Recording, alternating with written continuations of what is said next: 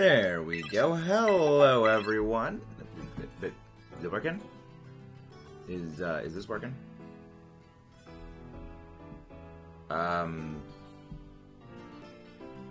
Okay, now it's working. Okay, why was it everything's a black screen, but now it seems things are working.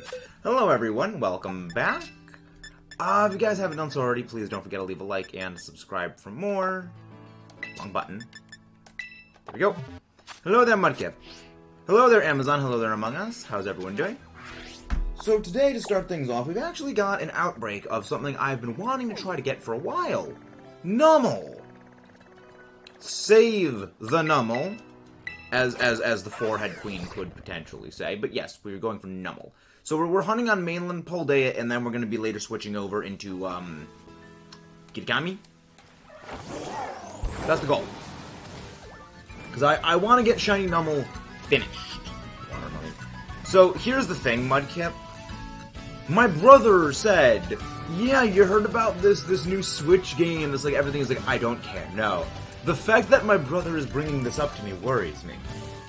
And a random Chinese hello thing behind the camera. Nice. So let's get a like goal going with lemon.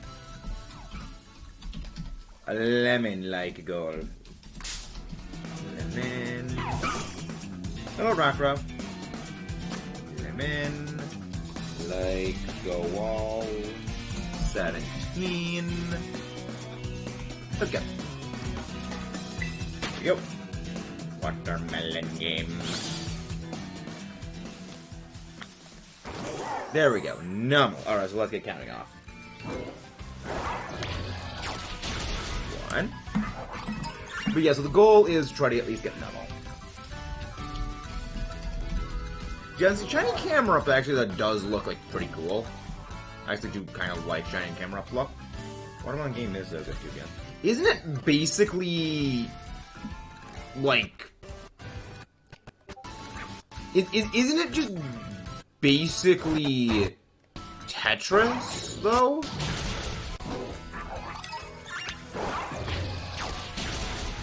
Because like it looks so much like Tetris.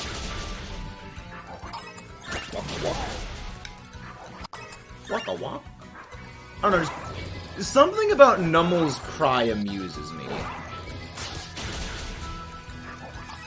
I've always found Nummel's cry vaguely amusing. Same with like little waddle waddle shake shake. No, wiggle wiggle shake shake, waddle waddle shake shake. Hello there, go Ringo. Welcome in. How are you guys doing? Hope you're all doing delightful. Alright, this should be fine. This should be good. Where we go? Yes, we are looking for Nummel. Waka waka. Waka waka. Again, I love Nummel's cry. I do love it. So, good news, everyone. I have finished editing all 3 of the Shiny Reaction compilations. They will be output in the next couple of weeks, as in, you know, it's probably going to be about a month before all of them are out. But they are all finished, meaning I can start freeing up significant amounts of PC storage space, which means I can get recording even more Let's Play content, which is going to be fun. What it also means is I can start diverting more resources more times to other stuff and things. Like recording some fairly other long form. I'm saying Nummel, not... Yes, Nummel. Its name comes from the word numb, as in, like, to not feel things. Like, that's why it's Nummel. Because it's numb. Like the Linkin Park song. You can't feel it. Unlike Shulk, you're not really feeling it, Mr. Krabs.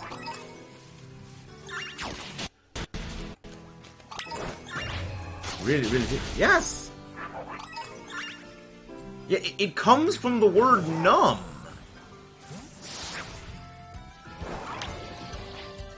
That's one of the reasons why in XD Gale of Darkness and Coliseum, whenever like its animation for getting attacked, it'll get hit and then like half a second later, then it will react. I will not stop being a nerd, Amazon. Amazon. I'll make a deal with you. I will stop being a nerd when we get to 10k subs. I'll make a deal with you on that. Nummel is lemon backwards, which is close enough to lemon.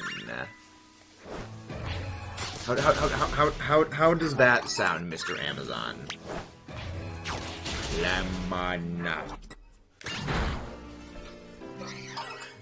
Meanwhile, we're just having Dino Chicken Nugget go absolutely slaughter mode on literally everything. Because again, the answer to all things is just have Dino Chicken Nugget attack things. When life gives you lemons, send Dino Chicken Nugget in. Dino Chicken Nugget. Thank you. Dino Chicken Nugget. My vicious dinosaur chicken nugget of doom. Good, go my dinosaur thing. Hello there, Dazzling Fairy. How are you doing today? Attack it! Thank you, Dino Chicken Nugget. Love getting those quotes. Yeah, I'm glad that you enjoy the Xenoblade quotes, Amazon. You also may be slightly behind. So I mentioned the Xenoblade quotes a little bit ago. Very nice. Yeah, I'm mostly using Walking Wake right now because Walking Wake is super effective. I can more easily keep track of like when it specifically knocks out a Nummel as opposed to just like a rock ruffer thing.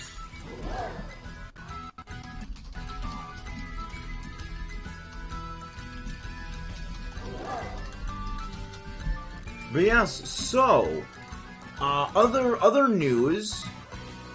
The final battle with Pidge is likely going to be Wednesday. For those who do not know, I am part of a thing of a couple of other PokeTubers known as the Elite Battle League, and I have made it into the finals. My opponent in the finals is Pokepidge. So, and we have finally managed to hammer out the day of the battle. So there was a little bit of discrepancies on when things would be, because this week we have a birthday in the family, so when it was going to be going on we didn't know, so we had like to fudge those things. But now we have the day hammered out, we know exactly when the battle is going to be, so that's going to be good. Yeah, go Ringo, you may want to take that into the Discord, because not everyone who is watching right now is playing Scarlet Violet.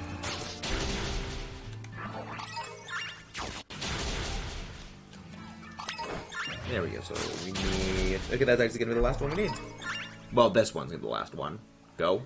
Good then, Chicken Nugget. Alright, that should be all 60 knockouts.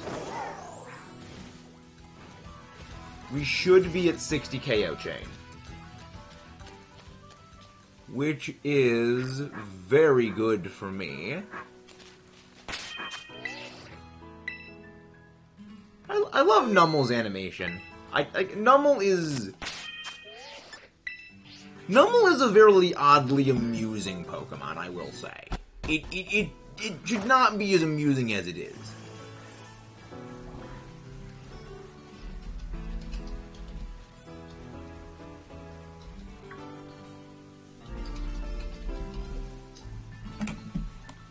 There we go. Sandwich. Alright, so tomato, green, red bell pepper, I'm pretty sure it's fire type 1. And yeah, let's go spicy for fire type. Let's go spicy. No, Mikey, when I give you lemons, you replant them because fruit is too dang expensive these days. Ooh. That's too true. Too accurate. Too many peppers on this. I don't care for peppers. I don't care for peppers. And all of them. There we go. We should be good. We should be fine. We should be fine. Yeah, I mean, if not, we can just redo the whole sandwich again. That's what we saved before doing all these ones. We got some good news and some other good news. There's going to be a couple of raid events going forward. There's going to be a Driftloon and a Driftblim raid event. And, it's going to be fun. It's going to be pretty fun. Might have to be grilled. Yeah. You know what? We'll go with just Humongo Power. We'll just have Humongo Power going. If our encounters are not that high, we can always just reset. Yeah, these are very low encounter numbers. Alright. I made a slight flubbery. But I mean, again, slight mistakes. Just gotta fix.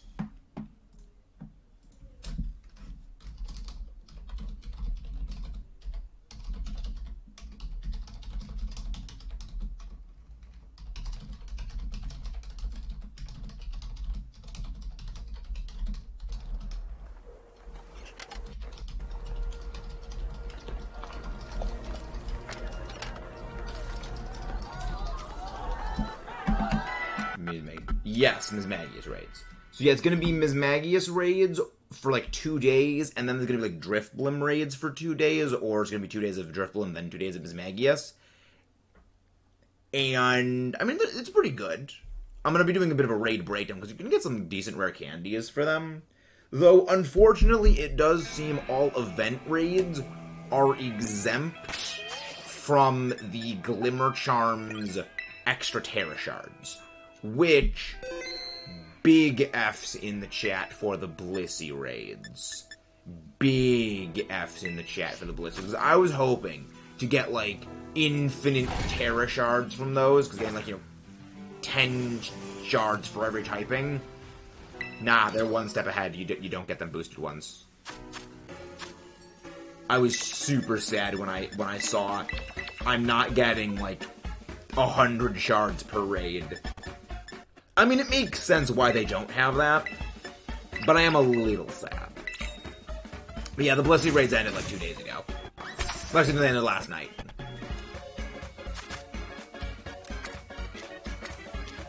But, I mean, hey.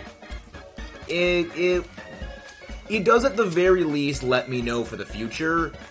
Blissey event raids are not boosted by, event raids do not have the Glimmer Charm take effect, so I will have to adjust my plans accordingly. But the good thing is I'm basically no longer on a Terra Shard shortage for a lot of typings. I'm at consistently over 500 Terra Shards per typing, so I can now change 10, at minimum of 10 Pokemon over to typings. If need, a minimum of 10 per typing. Because I know I have at the very least 2 typings that are at 999.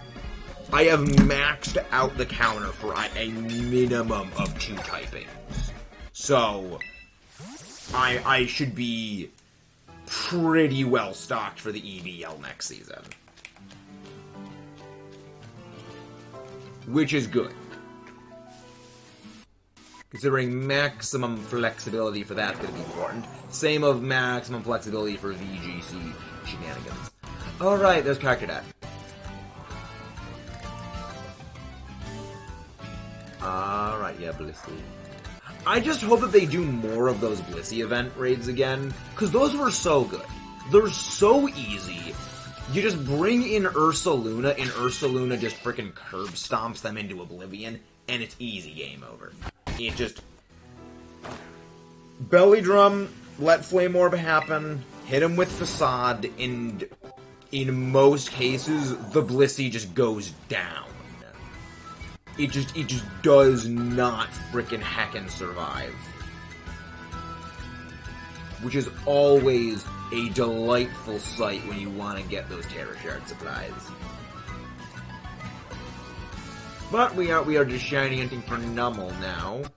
We are deciding to save the Nummel after, you know, wiping out a bunch of them. Oh no, who's pinging me? Connie's pinging me.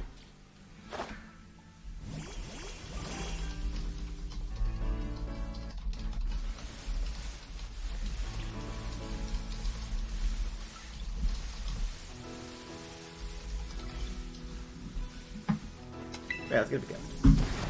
But yeah, season 7 of the EBL, I gotta say, it does kind of worry me. Because with Terastalize, basically everything can become a lot better. So it's like stuff that I kind of wrote off before for having a very bad typing, well now they can just get rid of that bad typing and immediately get like some good coverage. So it's like, it's kind of scary. So there is that. So imagine like solar power Pokemon that can just Terastalize into fire and sun just for even more absurd damage. It's gonna be terrifying. Or like Photosynthesis Terrablast fire users. That's gonna be nightmares to deal with. Hello there, our dear friend, the Forehead Queen Ash. How are you doing today? Your royal foreheadness. Hope you're doing well. Hello there, Omar. Thank you very much for that. I'm so right with news. Indogut Disc is gonna be great. Like, the one thing I'm looking forward to the most about the Indigo Disc is I can't wait to see, like, the trades. Because I don't think everything is going to... I don't think we're gonna get, like, special moves or anything on any of the trade Pokemon you get with any of the NPCs. But it would just be like... I just think it would be neat to have, like, trade stuff. Because what I'm expecting the trades in the Indigo Disc is... I have a big, old, giant video going for this.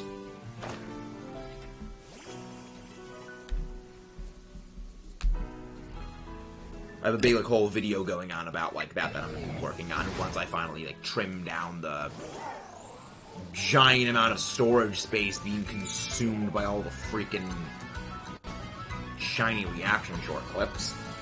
I got a lot of, like, ideas for what that is going to be, but I'm pretty sure for the trades we're going to get in the Indigo Disc, I think I know what they're going to be. And if they do what I think that they're going to do with them, that's going to be pretty cool. Like, it's not gonna be, like, a whole game-changing, revolutionary thing, but it's just, like, it's a little cool, that's nice to have thing. You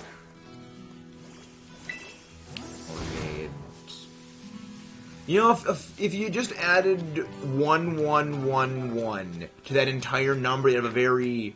No, 113 to that number, you'd have a very patriotic number of gold.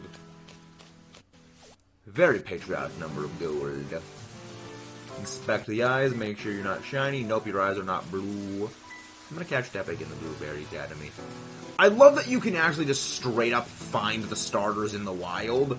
That is the reason why I have put all of my starter Masuda hunts that are not the Sprigatito shiny hunt basically on an indefinite hold.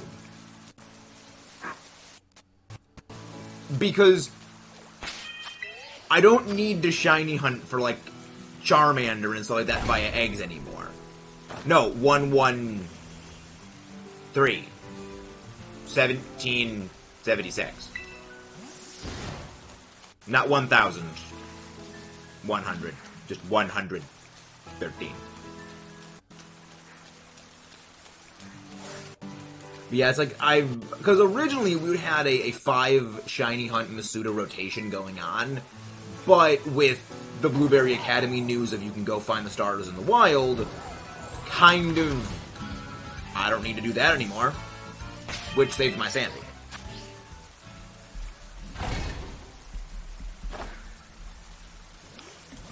You're hunting volcano. Yes, we are hunting for shiny number.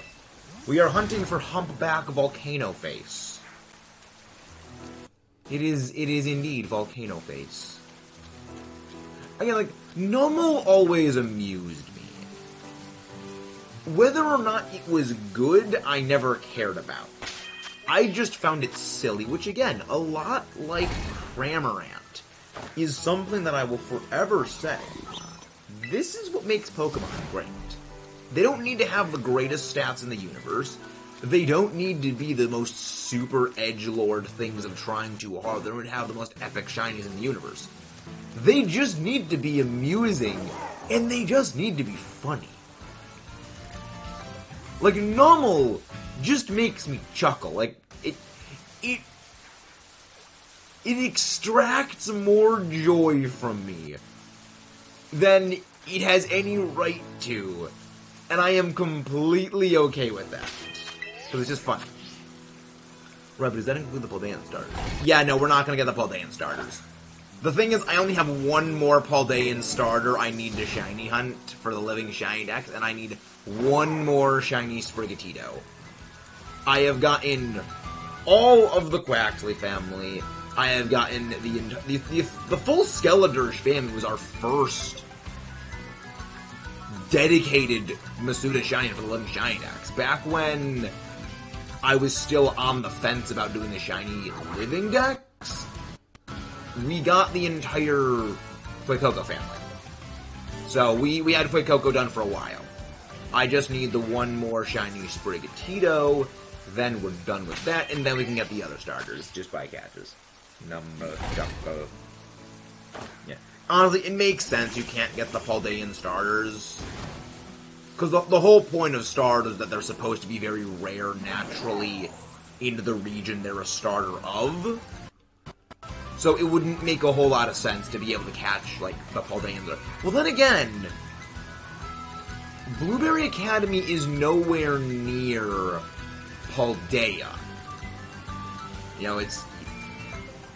I do like that the DLC areas, they're not just immediately adjacent to the actual mainland. I thought they were going to be like Mediterranean Sea islands. They're not. They're like, you fly cross-planet, which I love. Hi, Gala. Because the other good thing about having, like, the in-world lore of you fly across, you know, the world to get to the different locations is it lets you have the day-night cycles be desynced. So if you're looking for certain Pokemon during the daytime that are only daytime exclusives, well, you can get those in the DLC areas where it's continuously daytime. Or when it goes to daytime there, you switch over, and you go to the other area. It's America and Paldea is Spain. Well, we don't know if it is in Unova. Because based on what we have seen of the Indigo Disc, it's basically an artificial island. Like, it's basically an undersea dome. Well, undersea dome as in, like, it's a partially submerged dome. It's not, like, a natural island. It's, like, a man-made thing. Like, You guys have seen Captain America Civil War, right? You guys have seen Civil War, right? Like, the giant super prison, the Raft, that's basically what the Indigo Disc is. It's a man-made island that just has all this science stuff on it. It is literally a giant circular boat, for lack of a better term. In the middle of the ocean, exactly. Raft! R-A-F-T, Ash. Check your hearing. Skill issue. I wasn't talking about more Pico. Hey, Robbie. I am not calling Pikachu a rat, it's a mouse, you forehead!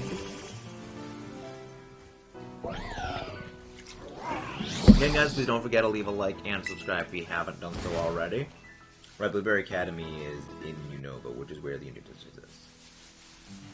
I mean, I wouldn't say it's in Unova. It's, like, offshore Unova. Like, it's within the sphere of influence of Unova, but it's not Unova proper. It's weird. It's in Unova's international waters. Like maybe you'll be able to see Unova, like, in the distance. Like, that would be a cool little, like, Easter egg, where if you can go out onto the Indigo Disk and, like, look out in a direction, and you can see, like, Castelia City off in the distance. Like, that'd be cool. But I don't think they're gonna do that, because then it'll be like, oh, well, you could see Castelia City, why can't you go to Castelia City?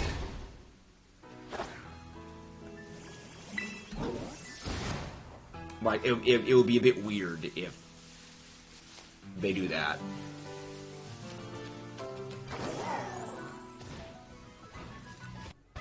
Imagine ignoring Ash. Couldn't be. Imagine ignoring me. Couldn't be. I'm sorry, Kayla. I have several other things in chat to focus on.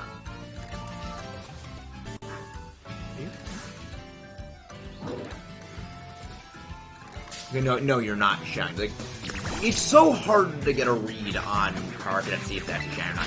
You're so small. So short, though. It's so short, like Ash. He's very, very short. How about the caps? You probably had your caps lock stuck on from yelling at me, forehead. Stop ignoring Kayla. I'm not ignoring Kayla. Ash is the one that ignored the dear friend comment.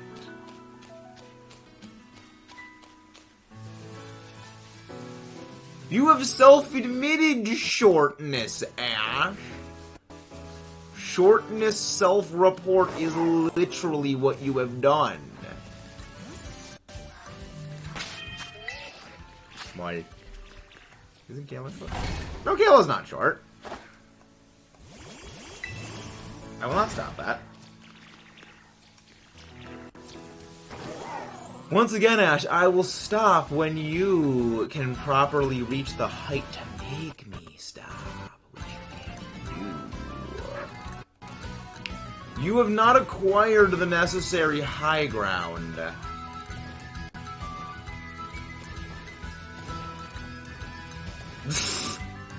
Ash, your caps lock is stuck on again. How you doing, Seth? Caps lock.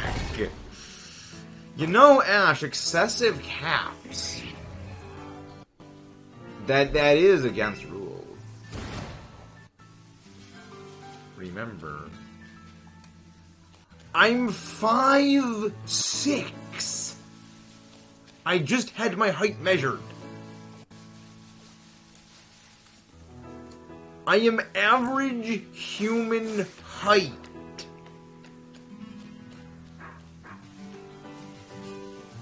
Okay. I am decidedly bland, boring, and average. Let's see how it is. Hold up, back. You're saying you're not short. Well, I'll tell you again. Remember, you're saying it's 5. No, she's 5'2.5". Midnight's the one that's 5'4".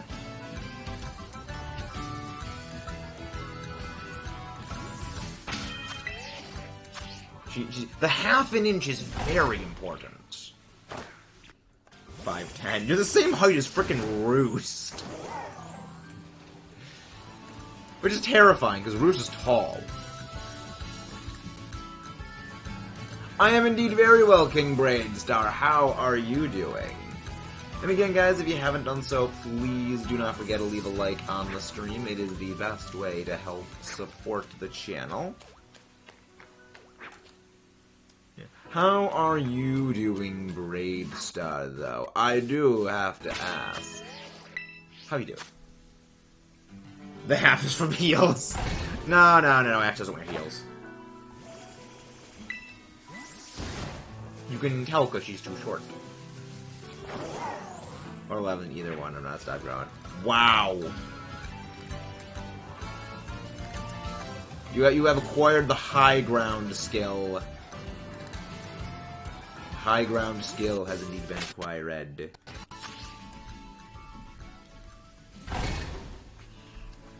Now you just gotta get like those giant like 6-inch Kiss platform shoes that all the band members of Kiss wear, and then it's just like 6.5 foot tall.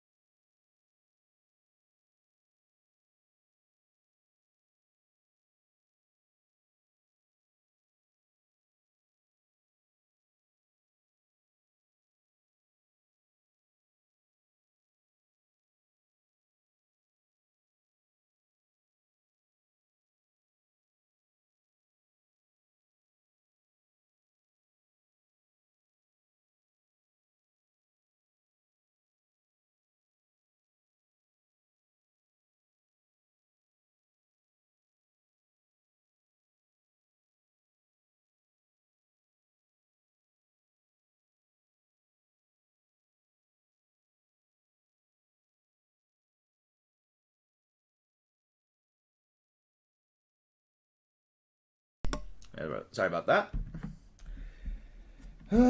Getting phone calls at the least opportune moment. At the very least, it wasn't telemarketer scams again. Because that happens all the frickin' time. Hello, dearling. Dearling, have you met our dear friend Ash? Our dear friend Ash.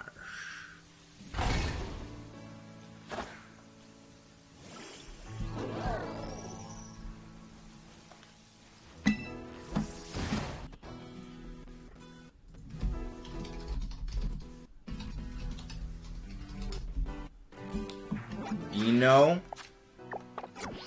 DNO? What is DNO, Ash? If you're trying to spell dino, you're missing a letter. If you're trying to spell Dio, you also typoed. Skill issue, Ash. Stop skill issuing.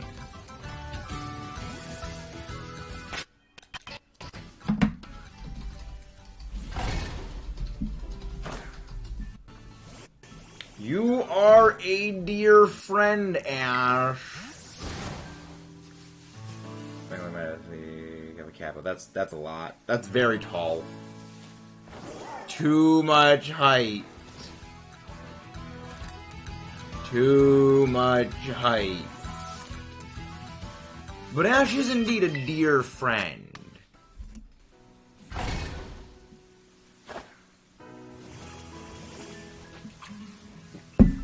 You are indeed a dear friend, Ash. Hello, Bryce. How are you guys doing? And again, guys, if you haven't done so, please do not forget to leave a like on the stream if you haven't done so already. It is the best way to help support the channel. It is very critically important. Very critically important. After all, it helps put this channel in the hands of more amazing viewers like you. I'm gonna get the high ground achievement correct. I will not achieve the high ground achievement. I hope to, but I will never be able to achieve the high ground. Camera up.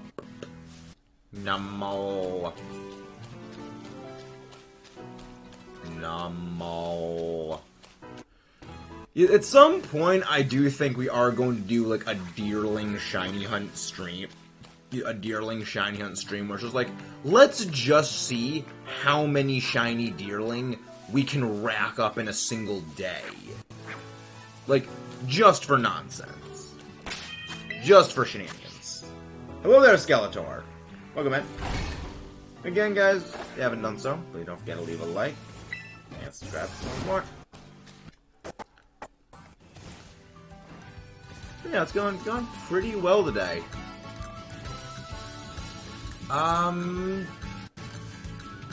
Yeah. Editing stuff and things have been going... Exactly, we love all of our friends dearly. Exactly, Kayla. See, you understand. Unlike Ash, and that massive forehead of resistance she has. We're just trying to say you're a dear friend, Ash. Why do you resist? Do you not wish to be dear friend? My best ever sandwich was a ground sandwich where I found 6 different species of shiny. Nice. My best sandwich is like a tie between 2 separate ones where we got 5 shinies on a single sandwich. Ash, don't peek your mic too much. That's how you break them. You need your mic in order to stream. Which, by the way, I thought you were going to be streaming today. I am screaming at you. It's always fun.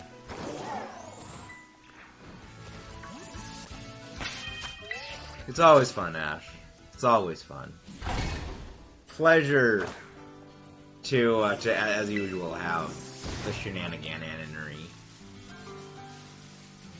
Numble. Look how small that one Numble is.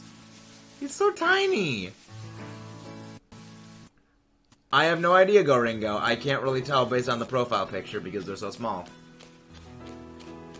I would be willing to say cat, though.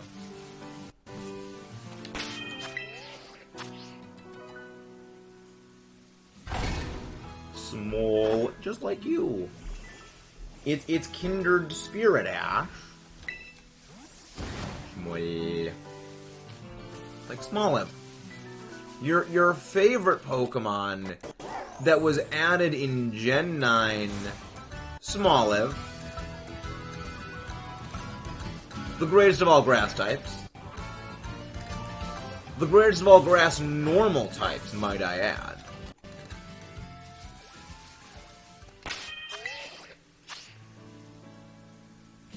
Hiya, Jay. Well, we love Smoliv. We are big fans of Smoliv.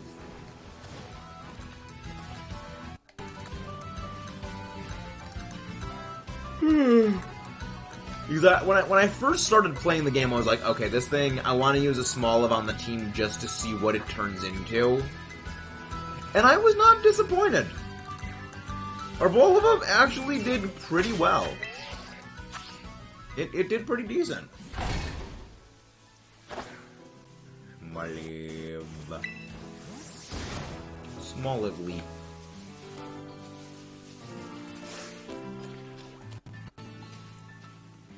No, you're not shiny. But I mean, we're just gonna inspect every shiny, every Numel until we find our shiny Numel. Yeah, Numel just sounds awkward. It's Numel. Because it's numb. Because it again, it's like Shulk. It's not really feeling it. I don't really go trick-or-treating. You'd be surprised if Smogon banned people for saying the word fun. I would not be surprised at all if Smogon did that. What did Smogon just ban, Jay? Or did they not ban anything recently, or is this just continuation of our previous discussions?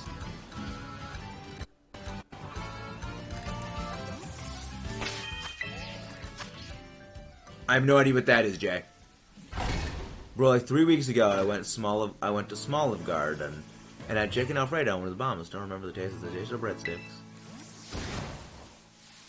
Or you gotta fix the gold tire pump to get with a juice box and everything. I have no idea that. Oh, just keep the Joe alive. Okay. I mean, I wouldn't really say it's a joke. It's more of like, this is just the historic trend of things. It's a pattern. This is the pattern of historic things that happen with it.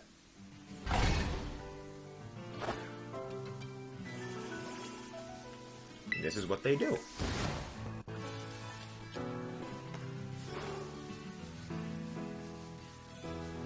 I cannot wait to see... I cannot wait to see them just, like, suspect ban Terrapagos or Terrapagos, wherever the frick you pronounce that thing's name, before it even comes out. Like, oh, no, we're preemptive banning this thing.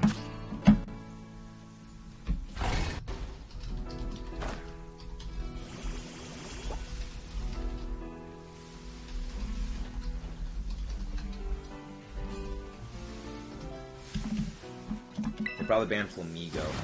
No, Flamigo's only good in doubles. Well, then again, in singles, it can just go close combat Scrappy, because you can't use ghost types to immune, because Scrappy bypasses the ghost typing.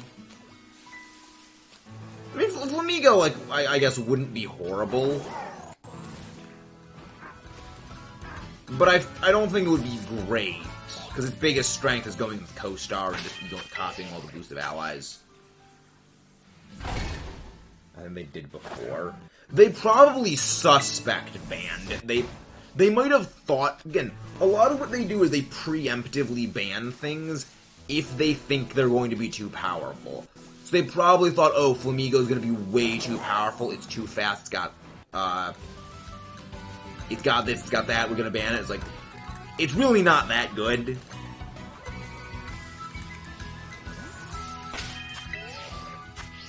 Yeah, I think that it was like they were somewhat worried about it, and they realized it just wasn't great, and then they unbanned it.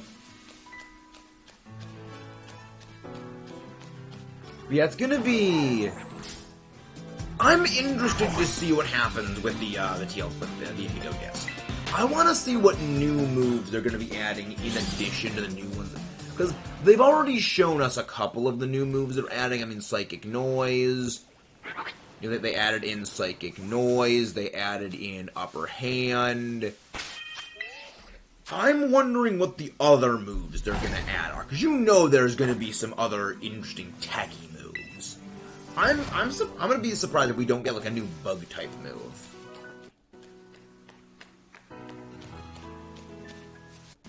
Because there's all kinds of interesting techie bug moves you can have. Yes, Ash, we know your favorite Pokemon is Togekiss. It has replaced Pikachu. Our dear friend Ash's new favorite Pokemon is Togekiss.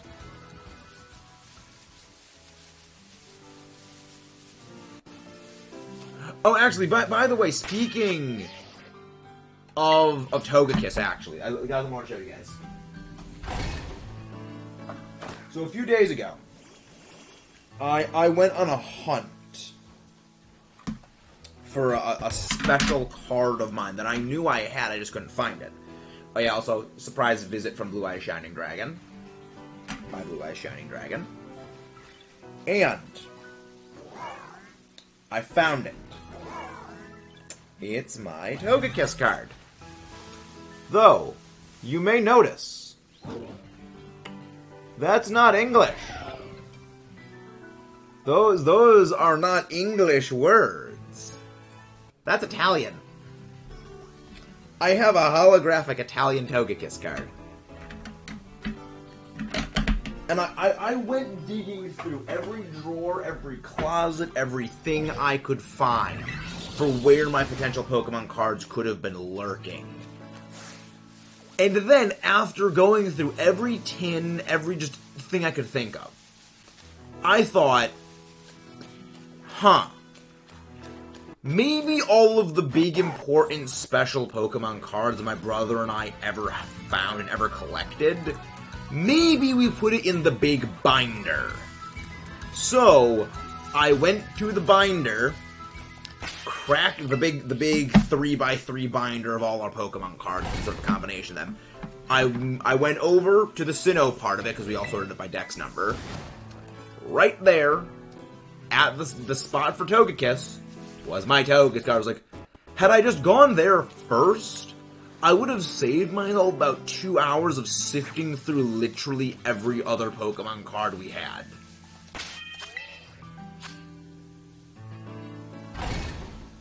It's not Alan's boy, Numble. I thought that was Danny's. I thought it was Danny's. I think like a day they banned Spore. They just made it unusable and then undid it, and they've been it had been an accident because they changed it. But they probably, well, maybe because they use Smogon, like, oh no, Smogon's absolutely not Smogon.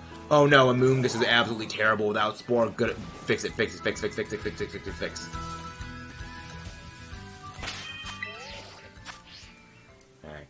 Kiss. I am a fan of the band Kiss, Ash, but I'm not gonna go with the Kiss face paint. That's gonna be a dono goal then.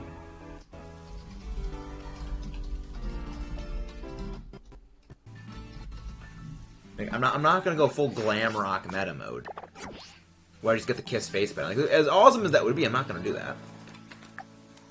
Oh, sandwich wore off.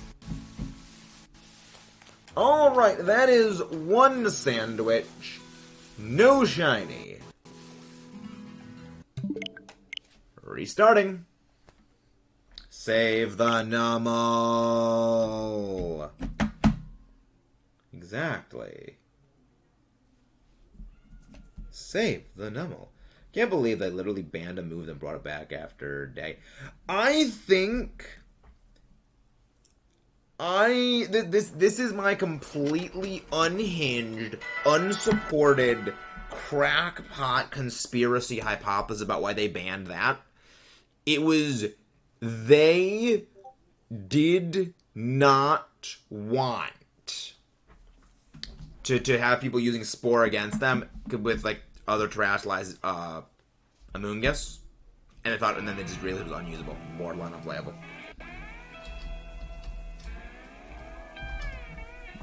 It's like borderline absolutely unplayable. Borderline unusable. And then they just undid it. Yeah, how are you doing, David? How you doing, David? Yeah, it's gonna be fun. Tomato. Green. Red. Onion. Red, not rad red. That's good when we get 3K subs, if we get 3K subs by the end of the year.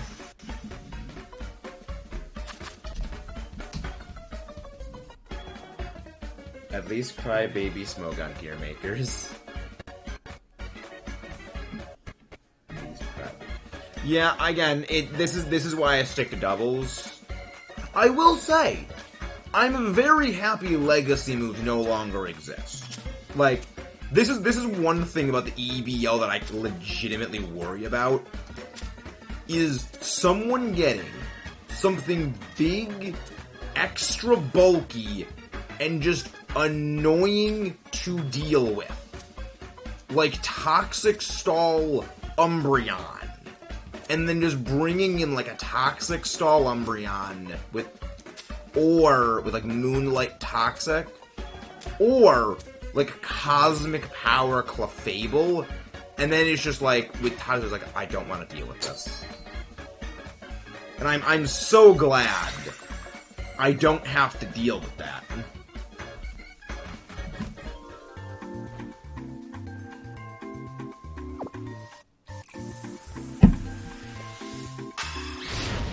The Makuhita are staring.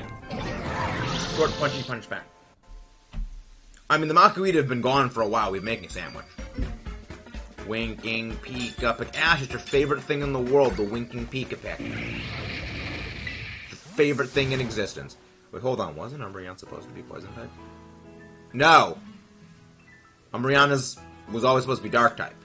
It just says that Umbreon has poisonous sweat in its Pokedex entries. But no, Umbreon was always supposed to be dark type. The reason for that is because they added the dark type in Generation 2. And they added the day-night cycle. Espeon was a psychic type that evolved during the day. Obviously, you're going to make the dark type during the night. Yeah. Yeah, common misunderstanding, but no, it's... No, he's not going to be a poison type. Yeah. Pokedex entries are freaking weird for so many things. It's like, Houndoom apparently has a poisonous bite. Like, Goodra, apparently those things on Goodra, apparently those are horns. I don't buy it. That apparently can throw like a freaking bulldozer or something like that. I don't believe it. Honestly, Gen 6 should have added I don't know. The thing is, it's funny you say that, Jay. They were going to make a Dragon-type Fairy evolution for Gen 6. The thing is, they didn't. They actually pulled out of making a Dragon-type Eevee evolution, and would you like to know why? Oh, nice, Dave, getting a 3DS XL tomorrow. Delightful. Yeah. The reason why? They were worried about a Dragon-type overshadowing Sylveon on the new Fairy typing. That was entirely what it was. They were worried Sylveon would get overshadowed. Well, Sylveon and the Fairy type in general get overshadowed. Yeah. Which I just find that frickin' hilarious. Oh my god. Hello there, Angry Brit. Angry Brit Dylan. How are you doing? I'm doing, apparently, we are up, because we're on the top of a little, like, mountain, looking for Nummel. How are you doing?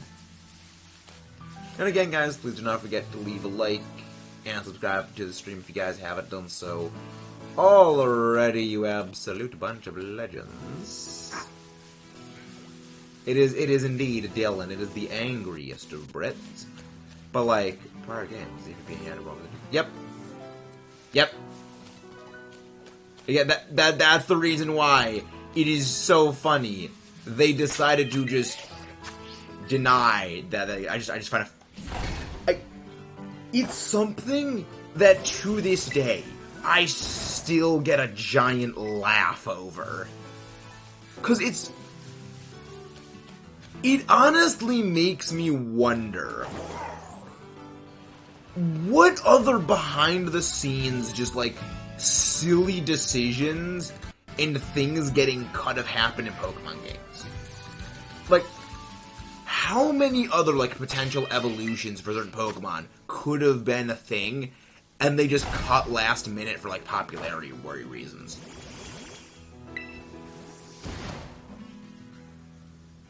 Watermelon game added English language support this morning. Fun.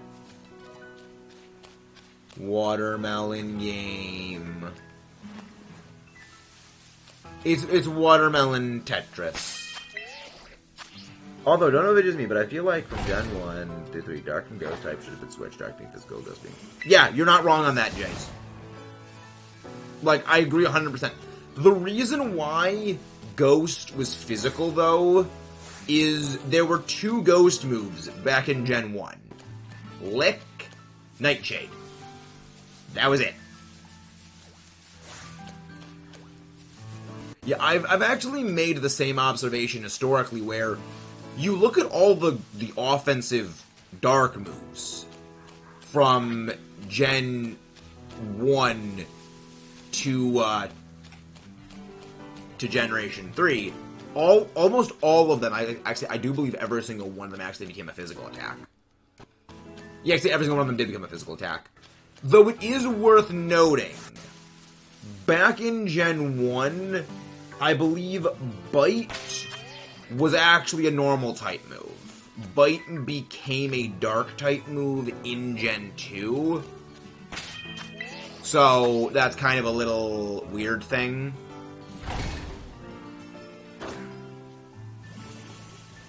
Yeah, that's the entire reason why. That's literally the entire reason why there's two moves that were Ghost back in Gen 1. That's why it was physical. Yeah, bite with normal. Yeah, I don't know, it's very, very weird. Physical special split. That's why that's one of the reasons why I actually do struggle to go and play, all of the games before the physical special split actually became a thing. Because I will forget, oh, right, this move is actually physical now, but in this game, it's special. Like Vine Whip. We're like, oh, Vine Whip, physical move. Oh, wait, right, no, it's special. So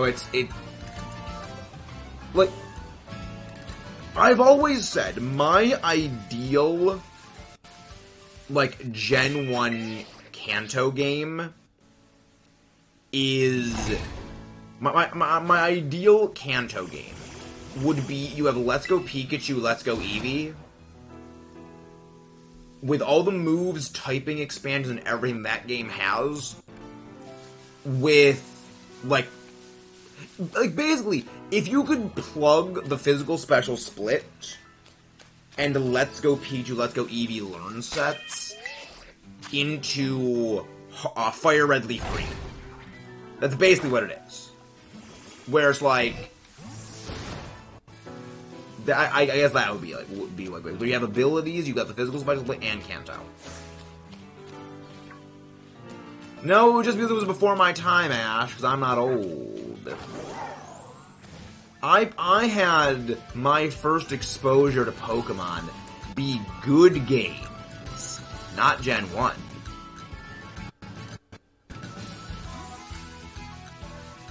I had to play these games on hard mode beforehand. I didn't have no stupid badge boosts making my gameplay easier. Gen 1 Sub-Zoo does. Doesn't Gen 1 Sub not block things like Thunder Wave and, like, Confuse Ray?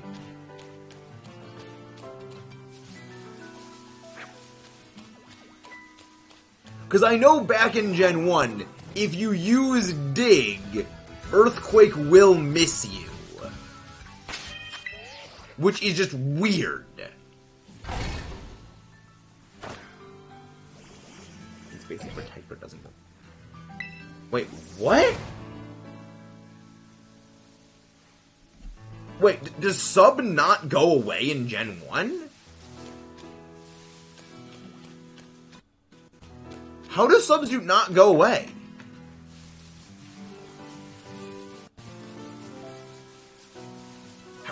How does that work? Is that bugged? I feel like that has to be bugged.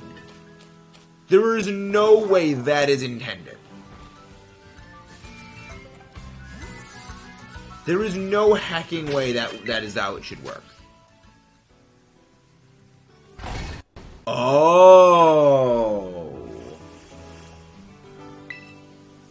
That's really dumb.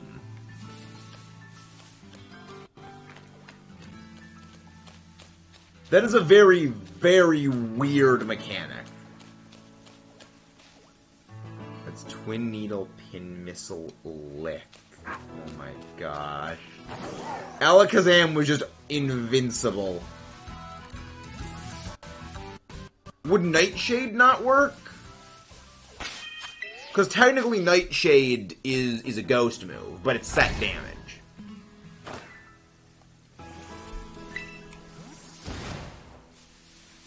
So I don't know if that would bypass it. So Substitute in Gen 1 is basically Wonder Guard.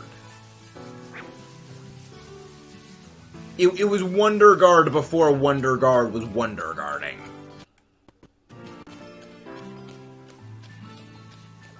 Which is a horrifying prospect.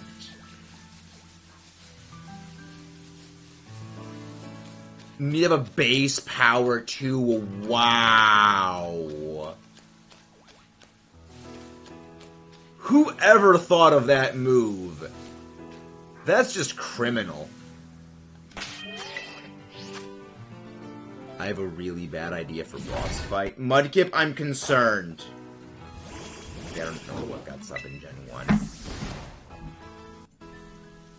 Something had to have gotten it. Something had to have gotten Substitute back in Gen 1.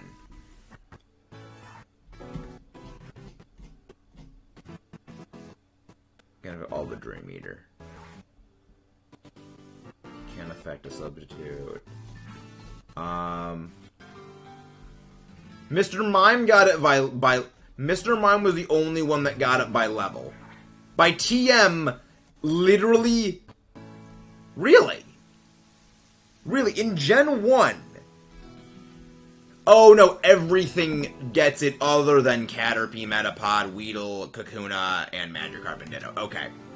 So literally everything freaking got Substitute in Gen 1. Other than, like, the things that just don't learn TMs. Jeez. Whoever thought that was a thing? Just... They deserve either the biggest raise in the history of, like, business, or they should just be fired.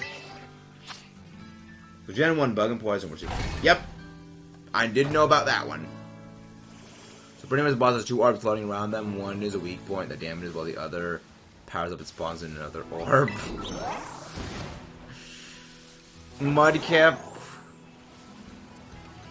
That is a terrible idea. But I also absolutely love the idea. I give you the green light to make that an actual thing. Hi, Proud. I'm Meta. Nice to meet you. Pleasure to meet you, Proud. You have a weird name, Forehead. Again, Amnesia. Again, Calm Mind, which is the Fusion Dance and Swords Dance. No, it's Nasty Plot and Amnesia. Swords Dance is the physical boost.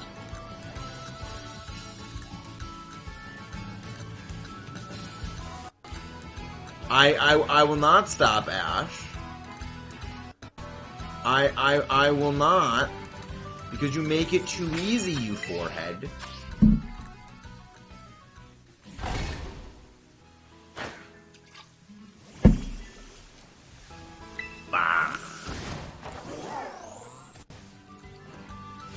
No, because Gen 1 special attack speed. Yeah, I know. I know in Gen 1 special attack and special defense are the same stat. But Sword Dance is the physical attack boosting, though. That's why I said it's Nasty Plot and Amnesia, because it's both stats getting +2 functionally. Unless you mean like it's just a +2 move. What if the false orb also healed the boss? Yeah. See, that's what I was going to say, Mudkip. Is, I would think you'd have the other orb heal them. But it heals for 50% more damage than damage you deal. So if you do 2 damage, 1 hit on the heal orb heals it by 3 health. Either way, Alakazam was busted. Did Alakazam get Amnesia in Gen 1? It probably did. Because again, Gen 1, not balanced at all.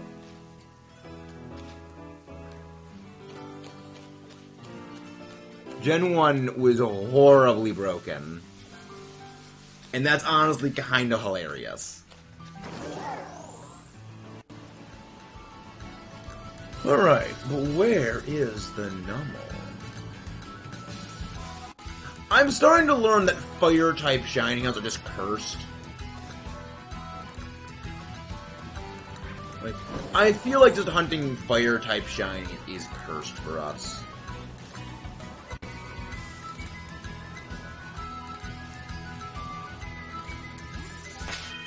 Nope. The orbs carry over if you reload to save. That's degenerate, Mudkip.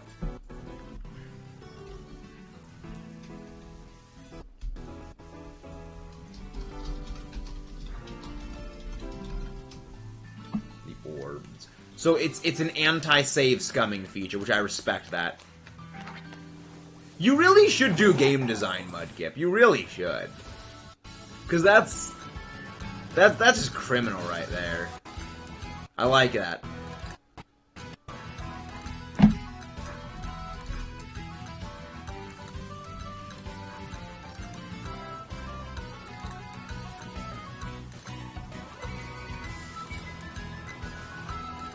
Well, yes, I got plans.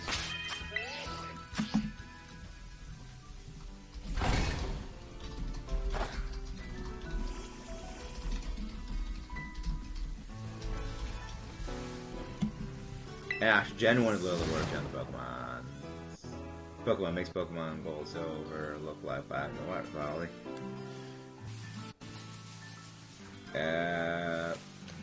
Like, the thing is, Ash, I get that you do like Gen 1, but one thing that you do have to admit is the play... Gen 1, in terms of playing ability, is a horrible mess.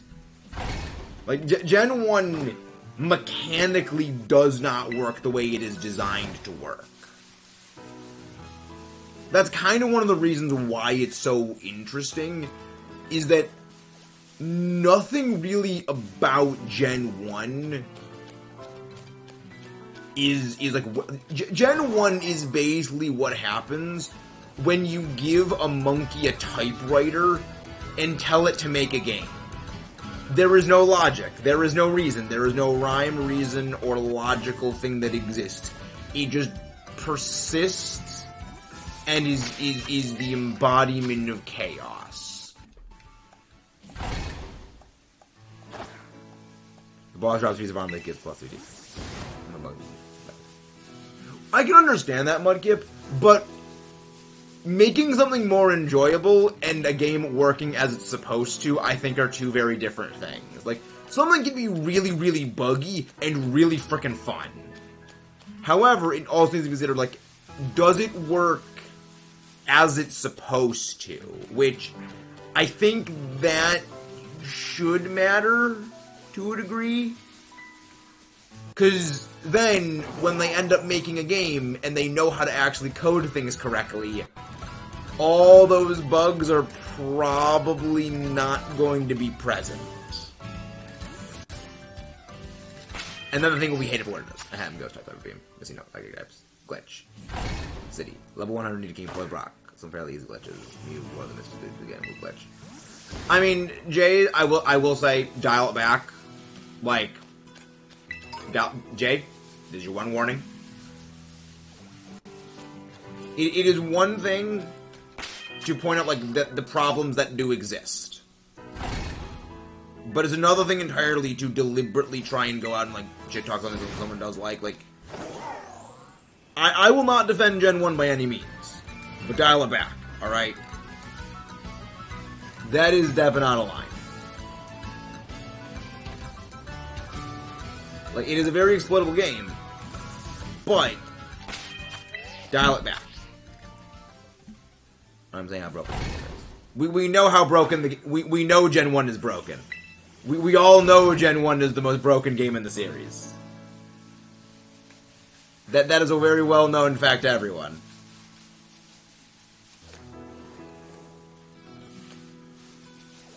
But I'm not even saying it's bad because it doesn't work. I'm saying it doesn't work as it should work. And that's the end of it. Every end of it, probably.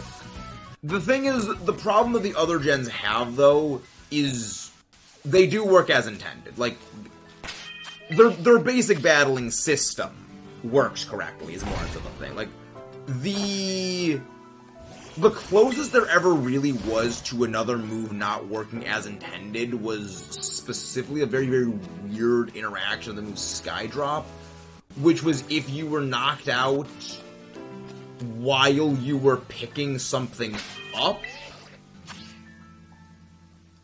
then the other Pokemon would never be released, and that was exclusively in Gen 5. Would, like, the closest this has ever come to, like, moves not working as intended.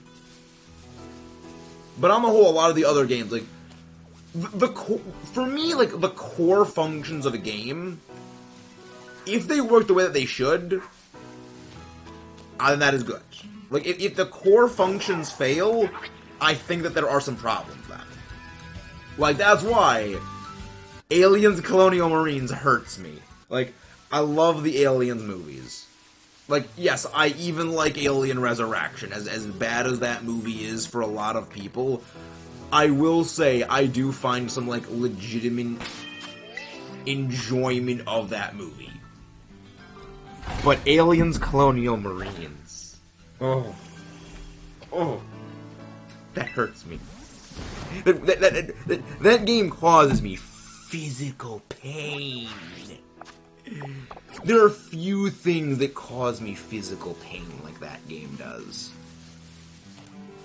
Which, I mean, at some point we're going to be doing that here, at some point. Like, it's going to join Sonic 06, it's going to join Fossil Fighters Frontier, it's going to join Metroid Other M.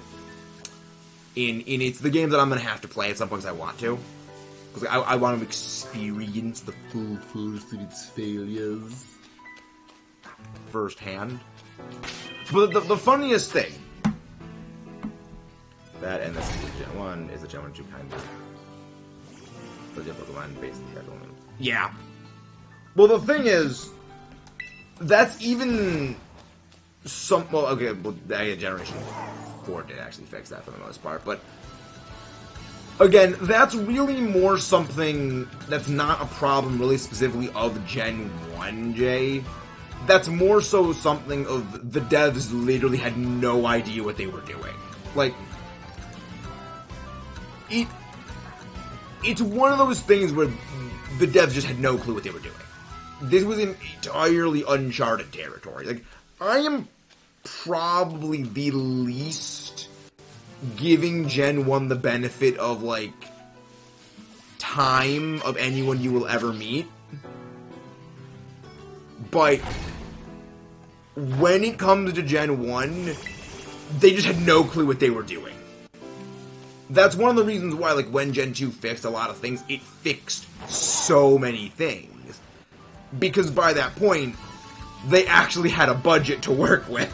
Like, this is one of the things that I think kind of highlights how little people thought the original Pokemon would have ever done anything. They had to work on other games while they were working on Gen 1. I think it was like they had like to work on like Yoshi's Island as one of like the main things they were working on, while on the side they were just like slowly working on stuff for Gen 1.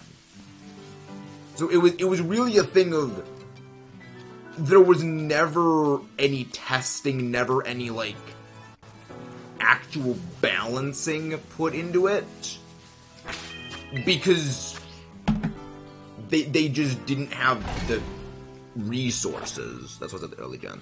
The thing is, Gen 2 and Gen 3, they actually had, like, much more sizable budgets, to be fair. Like, Gen 1 and Gen 2 and Gen 3, when they saw this is how successful these games are, they did put a lot more, like, quality control testing in place. It's just the people making them didn't know what they were doing. You know, it's... Some of the same problems are there, but the main problem of just, like, budget just did not exist anymore. You know, now they had the budget, they just didn't have the understanding sensibilities, I guess is a better way of phrasing it, where, you know, now we know, well, of course, things shouldn't just get, like, normal moves and, like, 3 moves that are, like, base 60 power. Like, we understand that now. But back then, when everything basically got exclusively normal moves and, like, very, very low power moves, that was, like, the status quo. It's comparing the status quo of today to the status quo of then, which are two entirely different things. Also, to be fair, they didn't think Gen 2 was even going to be... Yeah, that's another big thing. The reason why Gen 2 has 2 regions is because they thought, we're done with Gen 2. Like, this is the end of the series. It's like, that's the reason why the early game's quality control is very, very bad. They legitimately did not think these games were, like, at all worth what they eventually became. Like, imagine if Nintendo didn't think Mario would have ever succeeded. They would not have put that much time and effort into it. You know, like, same with Legend of Zelda, they would never have put the time and effort into them. That's a large part of a lot of the problems that existed with the early Pokemon games. It was just another title in their library of IPs they didn't think was, like, of value. Which, I know today, the idea of Nintendo and Game Freak thinking Pokemon just really wasn't valuable was kind of hilarious. But back then, that was the thinking. They didn't realize they were literally sitting on a gold mine.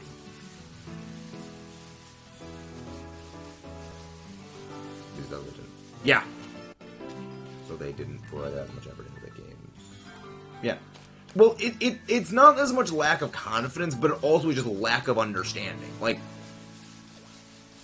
the understanding of, oh, Pokemon are gonna want, you know, multiple different typings for moves.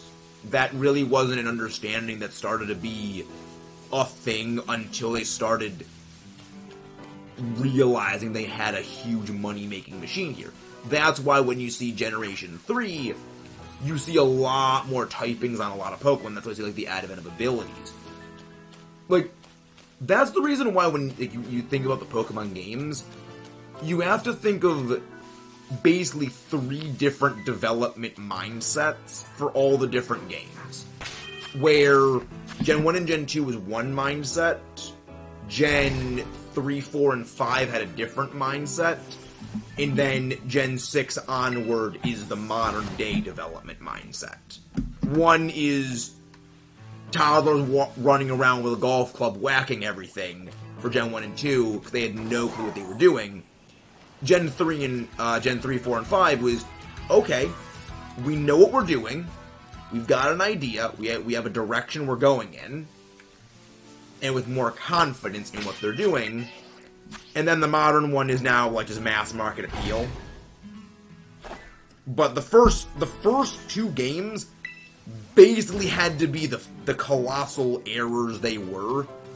They had to walk so Gen 3 onward could run, basically. Like, the issues that are within Gen 1 and 2 were the growing pains. You know, that it's an unavoidable flaws that exist.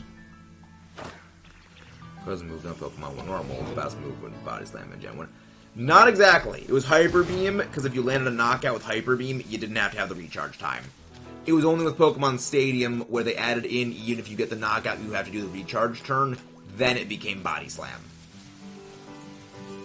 Because Body Slam being the default best move in Gen 1 is a relatively recent discovery. Because speedrunners knew that normal types could not be paralyzed by Body Slam, but the Gen 1 competitive community, if I recall correctly, did not realize that was the case until, like, 2017.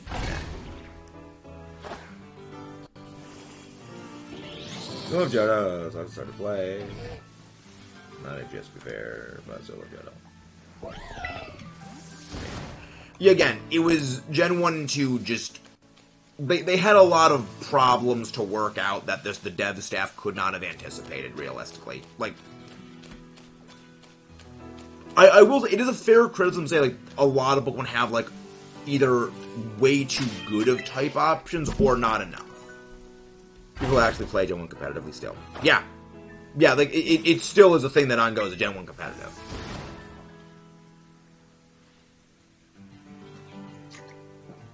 Yeah. Again, the issues that are inherent with Gen 1 and 2 are just because the dev team had... It was entirely uncharted territory. They had no idea what they were doing. That's the reason why, like, with Gen 3, you started to see them adding a lot more type coverage on things. Yeah. Yeah, it's... So yeah, it's like, Jay, Ash does deserve an apology for that. Like, you were really aggro about that, but yeah. Like, Gen 1's problems are really a byproduct of the devs not knowing what the hell they were doing. Which is how literally everything is. Like, that's how all games are. They all have growing pains at the start.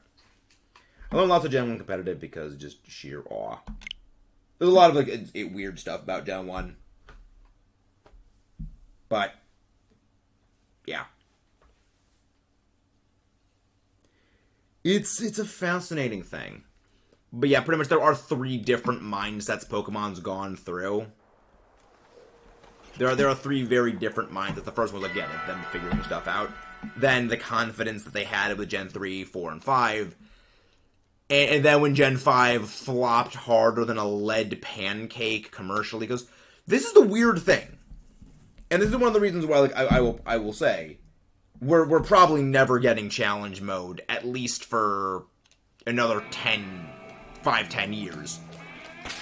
Is, even though we love challenge mode, they're probably never bringing challenge mode back for a long time, because how hard Gen 5 flopped. Like, we see stuff that we like, which we like. But when something doesn't sell well, game devs take a couple 5-10 years to start realizing maybe people actually liked that thing even though it didn't sell well for reasons other than the game. Yeah, which is unfortunate that that's the case. But it actually does semi-frequently happen where existential circumstances make something not sell particularly well. Your favorite thing in the world, Ash, the Pika-Pick. Oh man, as someone who had told me today that Gen 5 is their favorite today, and screaming for 8 Gen 5, it reminded me of you. So Yash, I don't scream at you. I write walls of text that show why you are wrong. And nothing more. I just DM you a great wall of text. And then I know you're not going to read it all.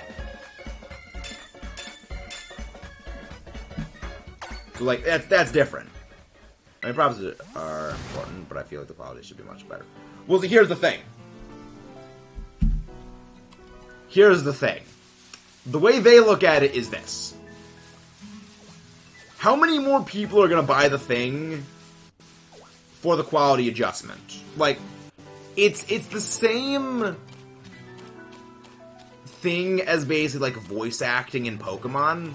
Like, sure, people would love voice acting in Pokemon.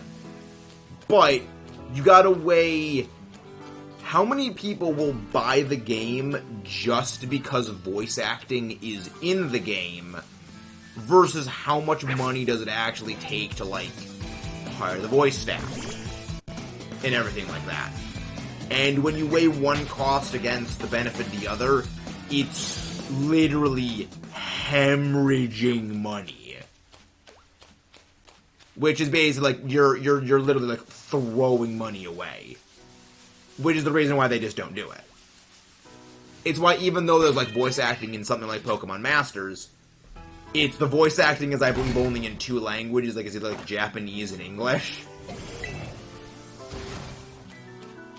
And that's a mobile game, that's not like an actual full-fledged game. You know, there's just simply not enough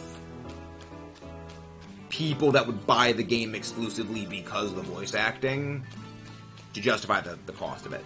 Gen 5 remakes are on the horizon. I will buy them and play them unbiased.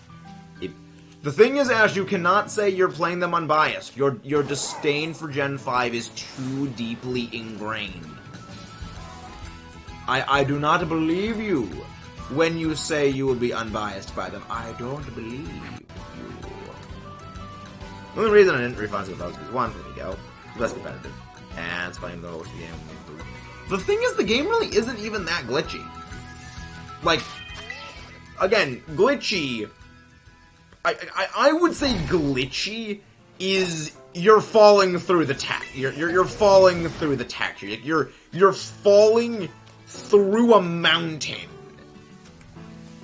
or like your save data is getting corrupted, which, like the frame blipping in and out of stuff, like it's a little weird for immersion, but it's like I'm not falling through the floor. I will literally fight you. Ash, that wouldn't be a fight. That's me literally holding you back with my hand as you flail your arms at me out of reach. That's not a fight. That's me employing my ability of long reach. Yes, I'm a Decidueye. I'm apparently a hidden ability Decidueye. And again, guys, please don't forget to leave a like and subscribe for more. Excuse you, ma'am? Yeah, it wouldn't be a fight. I just hold my hand out and keep you out of range. And you can't reach me. I don't know, I was like a Violet and caught a Petalil. First I tried evolving, your game crashed. Turned out getting anything near her at that point with the game crash increase. Getting anything? What? I have never heard of anything like that.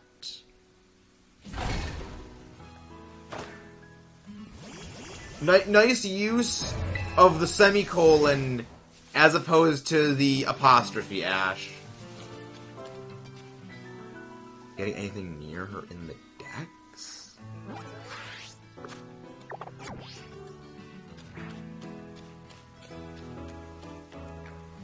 That is very, very strange. I have never heard of anything like that. That is literally, that is the first time I've ever heard of anything like that ever happening. Hello there, Melissa Clemenson. How are you doing? Welcome in. What's the profile picture? Nice. Happened to Alpharad, a soul link with his bare tip. What's an Alpharad? Who's Alpharad? Again, guys, please don't forget to leave a like and subscribe if you haven't done so already. Very nice. Very nice. Glad you're doing well. Delightful to see you guys. What? I don't know why Nummel's being a shoe today. Just no shiny Nummel. We're what, like we're three sandwiches in. Well, this is our third sandwich. So here's the thing, we've been over this before, Jay. I don't watch YouTubers game. Like, 90% of the stuff that I watch on YouTube is, like, historical stuff. Or it's, like, history documentaries. And then the other 10% is just, like, music, where it's, like, video game music, like Kirby music. The Kirby music, like, Kirby music goes way harder than it has any right to. Like, just freaking listen to, like, masked DDD. Hello there, Film Match. How you doing? Wait, I just realized you said before. Yes, we've gotten Ho-Oh. Yes, we got Ho-Oh several months back. However, what this does expose, my good friend Jay, you have not watched the Shiny Reaction compilations. That was in our April-May Shiny Reaction compilation.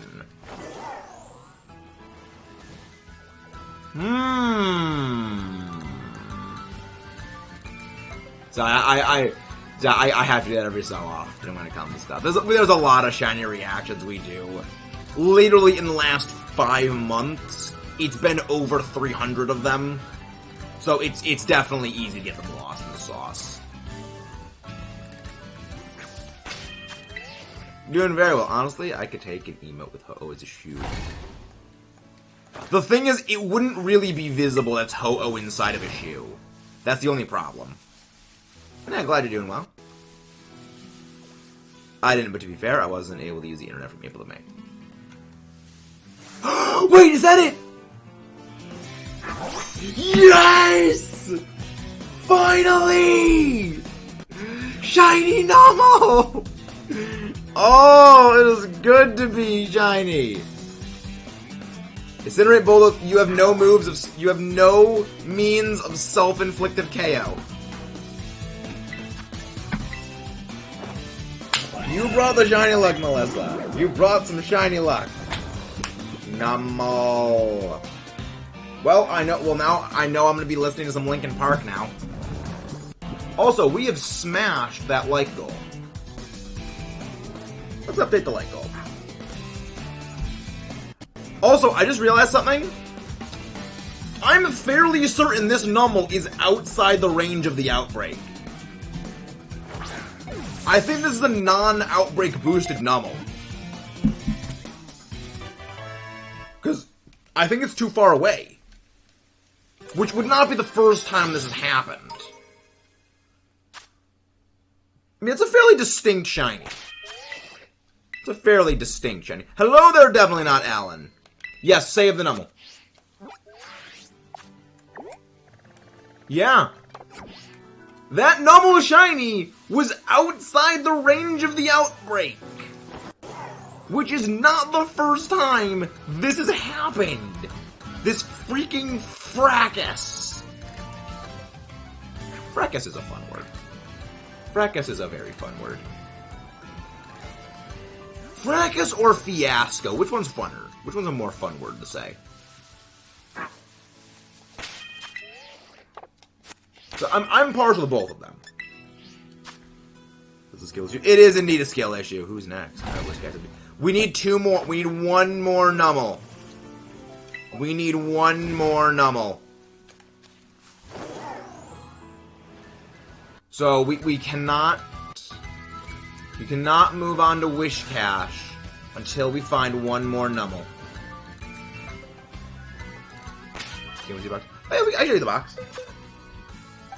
I have 14.5 boxes of shinies. I have 14.5 boxes of shinies. From just all of the shiny hunts that we've done in Scarlet and Violet. And we have 2 boxes of shiny giveaway Pokemon, including a Rayquaza from Pokemon Go. That we're going to be doing a shiny giveaway in a few weeks, like 2 months. Yeah. We've been working on a living shiny dex. We are trying to get one shiny of every shiny huntable Pokemon there is in the entire series, excluding mythicals like Mew and such. Though we are going to be doing a full the shiny Arceus hunt.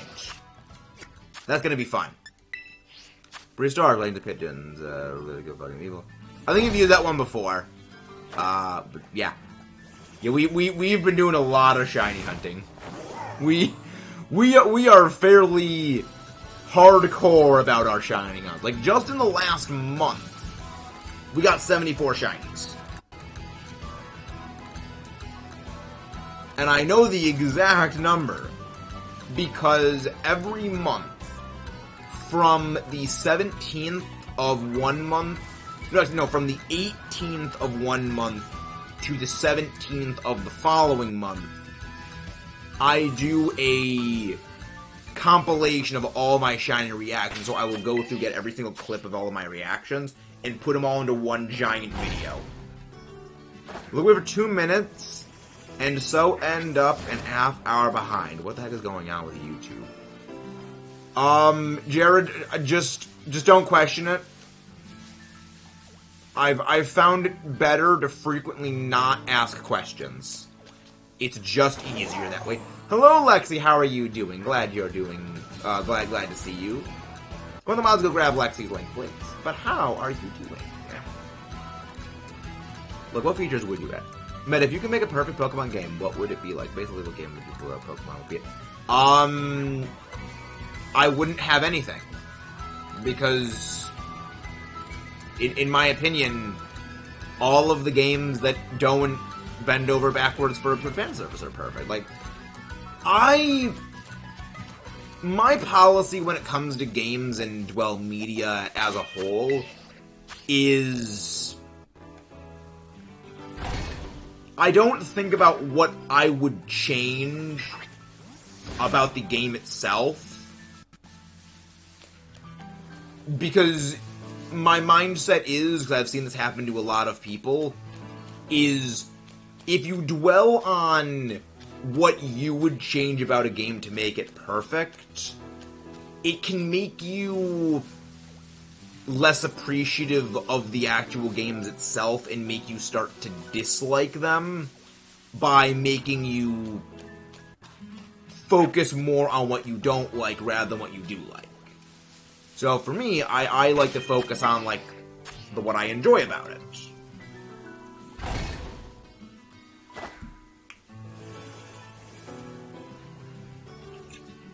So for me, basically, every new game is my perfect Pokemon game. So I appreciate them for what they are. I enjoy them. Like, obviously, yes, there's, like... Obviously there are definitely things that could be improved about all of the games. Obviously, no game is perfect. But I focus on what are the things that I enjoy about a game, rather than, like, focus on what I don't, because that way I can overall improve my experience with it. You know, make the best of everything, is my policy. Who let Meta cook? Hey, nice, Lexi, nice! Someone who made a mistake about letting me cook. Yeah, never... The funny thing is, with you saying that I actually am going to be cooking this week, because it is my mother's birthday this weekend. And my brother and I are going to be cooking dessert. And, I don't trust my brother to cook. There are very, very few things in the kitchen I trust my brother with. I don't trust him with a whisk. Let alone the stove. Maybe I trust him with the microwave. But I don't trust him. I can't tell you I'll be back from my thing. Where's gonna go? Okay, understandable, Lexi. Might be baking if it is dessert. I actually force myself to learn to cook. Honestly, like, I feel everyone should learn how to cook. Because, like, it's just a useful skill to have. Like, I fully acknowledge my limited ability of cooking stuff. Like, I can cook eggs. And probably some other stuff if, like, push came to shove, I could probably make, like, burgers. But I just haven't had, like, the motivation to do that. But, like, I could. But, like, this is the one thing that I feel highlights the lack of trust we have for my brother in the kitchen.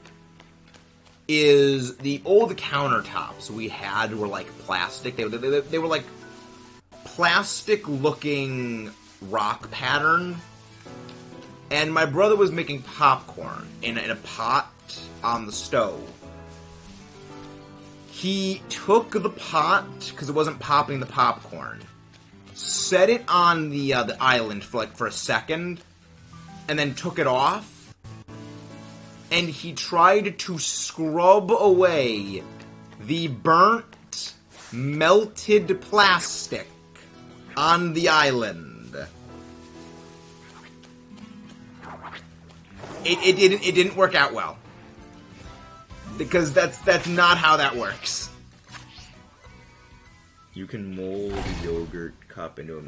I've seen people, like, turn the aluminum or like the metal foil lid of a yogurt thing into a spoon. Like, I always found that just oddly amusing. Yeah. Keep in mind, my brother's 4 years older than me. He didn't realize he melted the plastic.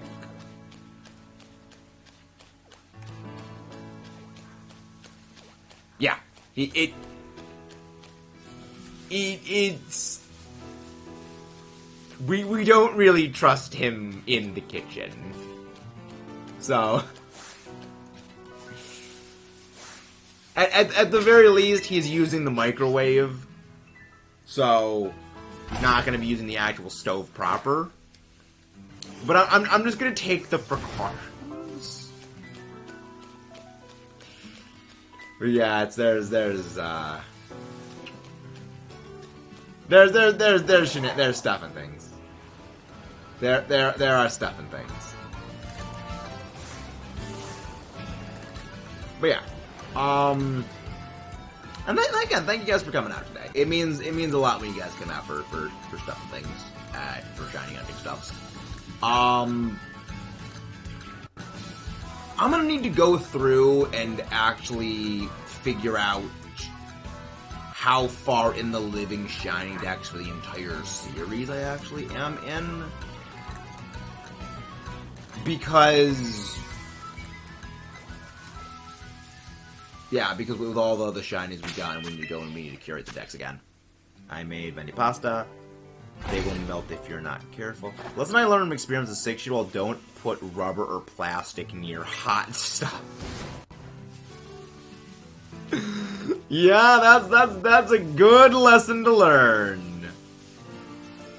Do not put rubber or plastic near high sources of heat. Made chicken leg. Nice. Rice. Rice is absolute perfect. Like, I love potatoes. Like, potatoes, get french fries, hash browns, mashed potatoes, tater tots, all those are good. But if you want a universal side, rice. Just, it just goes with just about everything. Rice is the ultimate life form. And no one can convince me otherwise. Rice is the apex of evolution.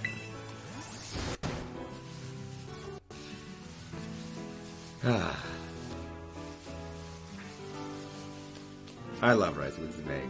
Rice. Rice is just chef's kiss. It's just too good. Can't beat rice.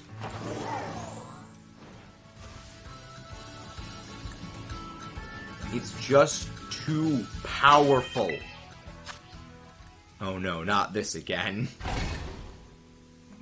Yes! Anytime I can bring up rice is the ultimate life form, I will not hesitate. For those who wonder, that is my status on Discord, the ultimate life form, rice, or rice, the ultimate life form. You concern me. Boil some water, stick a bag of bad boy for 9 minutes, exactly. Shadow the Hedgehog is rice. It's rice to meet you. I love rice. It's just too good. You're concerning. Be concerned. When we eventually get Metamaxis merch... Wait, crap, I have a rice-based status. See? Rice is the ultimate life form, Blorb. Like, when we eventually get merchandise for the channel, one of them is going to be a shirt that just has, like, a bowl of rice, and it just says, rice. The ultimate life form, rice.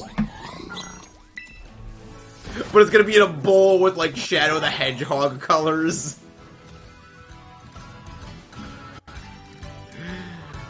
I love it. It's too good. It's so good. It's got so many applications! You're succumbing to the power of the rice. Never underestimate the power of rice. Like fried rice, white rice, brown rice, yellow rice, wild rice. It's just all forms of rice are good. There is no singular correct rice.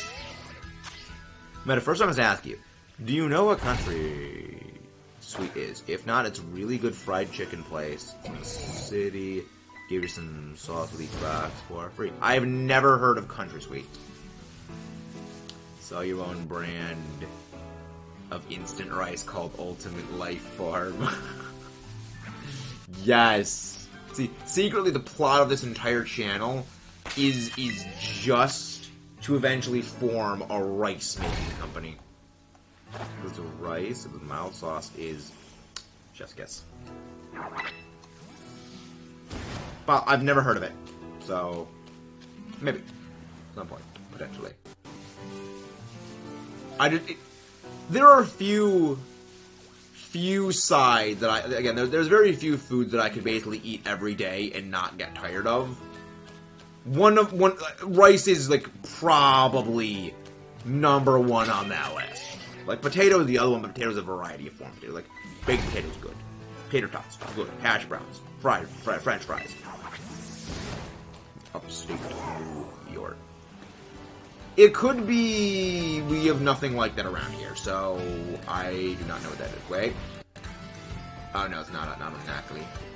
For a second I thought it was a shiny Knackley. We love Knackley, even though we failed Knackley once. Not the rice propaganda. Rice.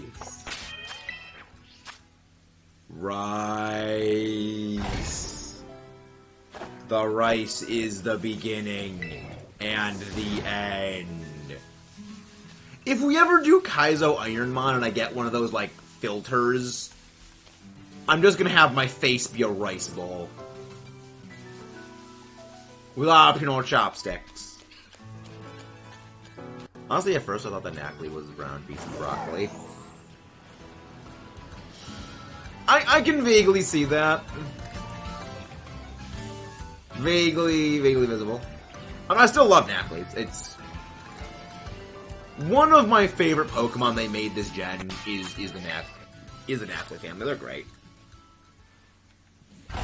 It's just so adorable. It's like, how could they make a chunk of salt adorable?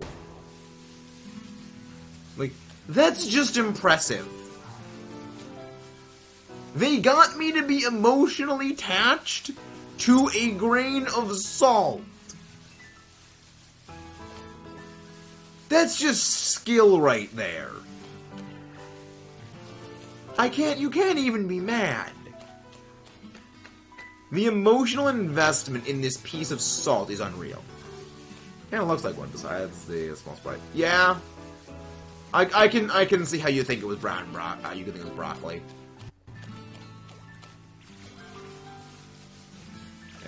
Knuckle Stack. Like, Knuckle Stack is doggo salt.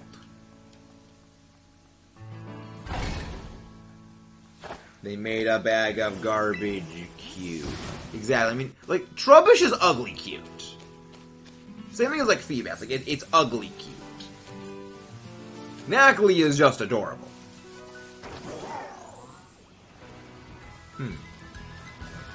Do you think that they would ever make, like, a Knackley pillow?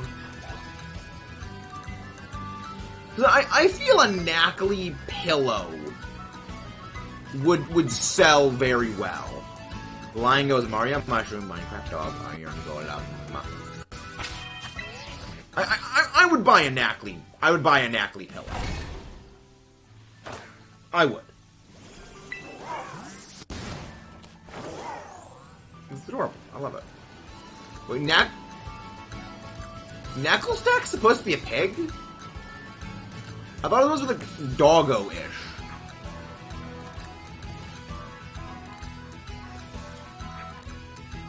Mario Mushroom. I would not be surprised if the design for Knackley was deliberately based on the Mario mushroom. Neck pillow based on Garganacl. Like, just Garganacl was just shoulder pads of doom. Like, so, for those who don't know, I'm a big fan of TVTropes.com. There is literally a tropes page that is shoulders of doom. And frickin' Garganacl's got the frickin' shoulders of doom right there.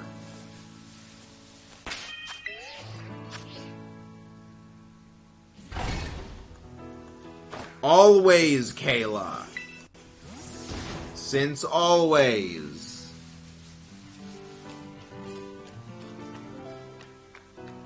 Ogerpon is adorable.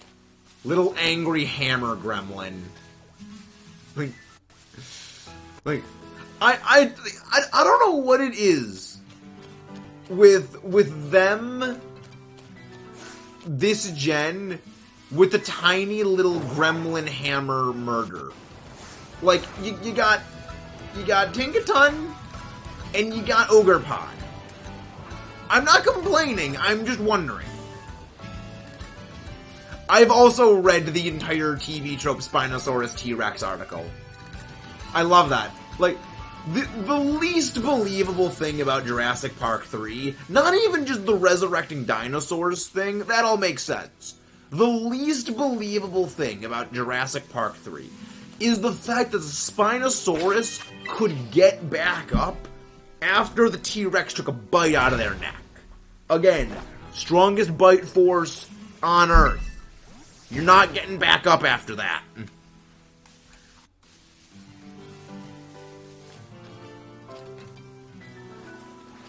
You're not getting back up after the T-Rex. See, the question with the T-Rex isn't how long are you going to last. No. The question with the T-Rex isn't how much damage are you going to do to the T-Rex. The question is, how long is it going to be till the T-Rex gets that soft, squishy neck? And then you're gone. Also, speaking of that fight, real paleontologists said a fight between the Spinosaurus facing the monsters. But the T-Rex wins! Exactly. Well, one of the main reasons why is like the Spinosaurus was not really built for land. It's a shallow, like, lake, sea-dwelling thing. Like, it's not really a land predator. Meanwhile, T-Rex, apex land predator.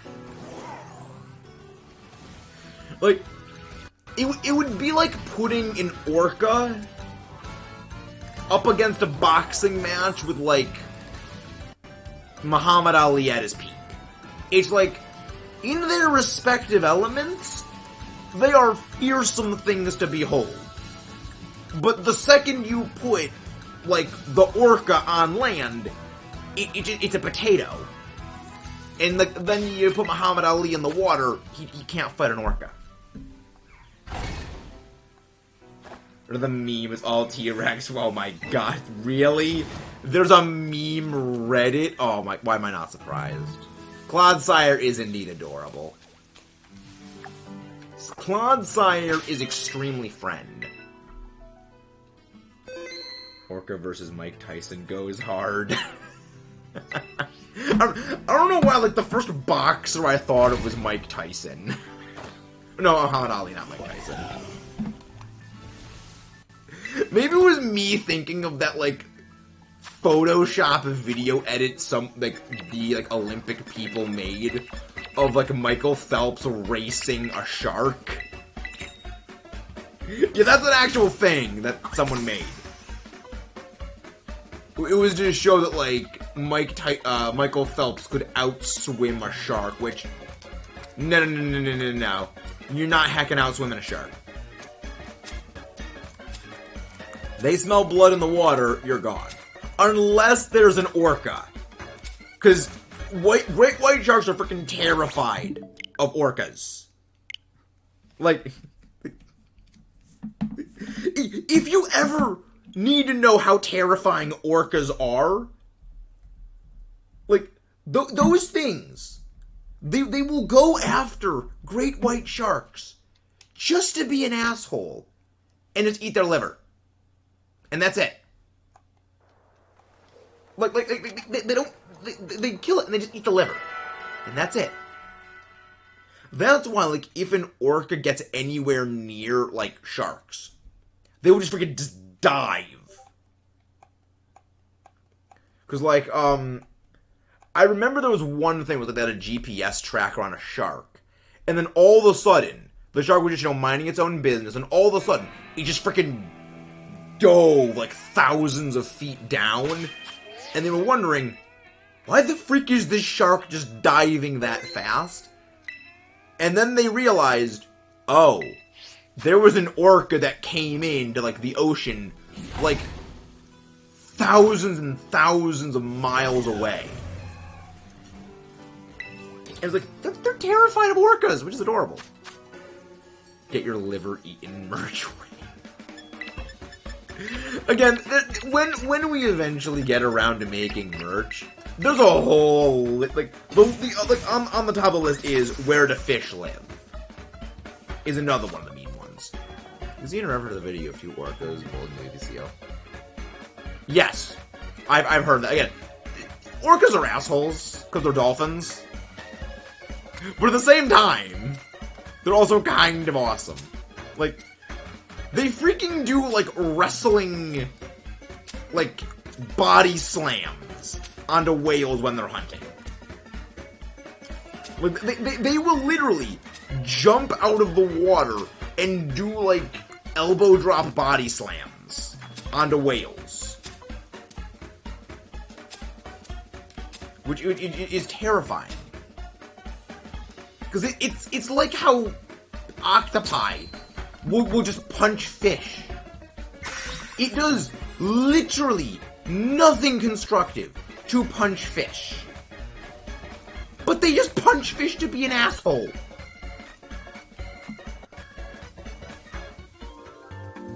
Don't they, like, poke them with their nose? Like, I don't know what they do with the pufferfish.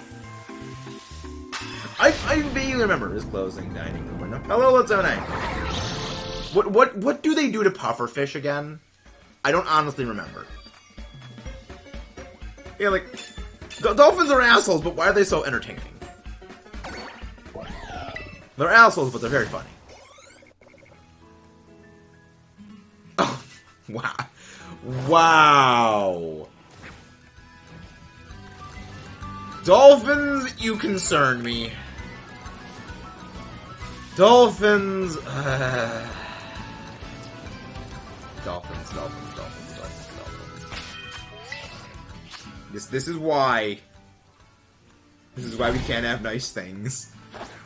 Though it does remind me that there's, like, apparently several recorded instances of, like, animals. They will go after fruit that is started to basically ferment and, like, you know, basically start turning into alcohol.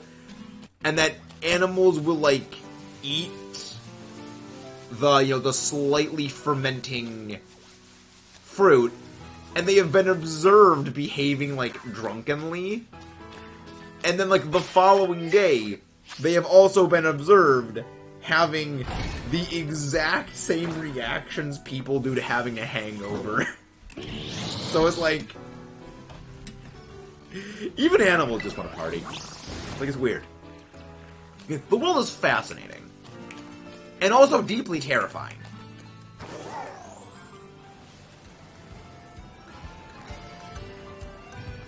But the sun is a deadly laser beam.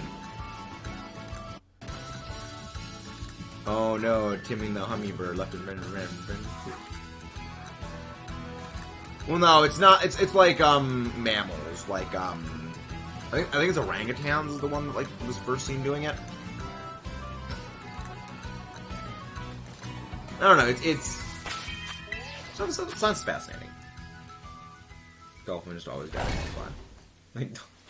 Like the thing is, that's the thing about dolphins. Like, they can kind of be assholes at times, but then again, they also protect people from sharks. So it's like, Kind of an asshole, but they also help people. Give me the blue whale. Hey Ash, whale squad. Captain of the whale squad.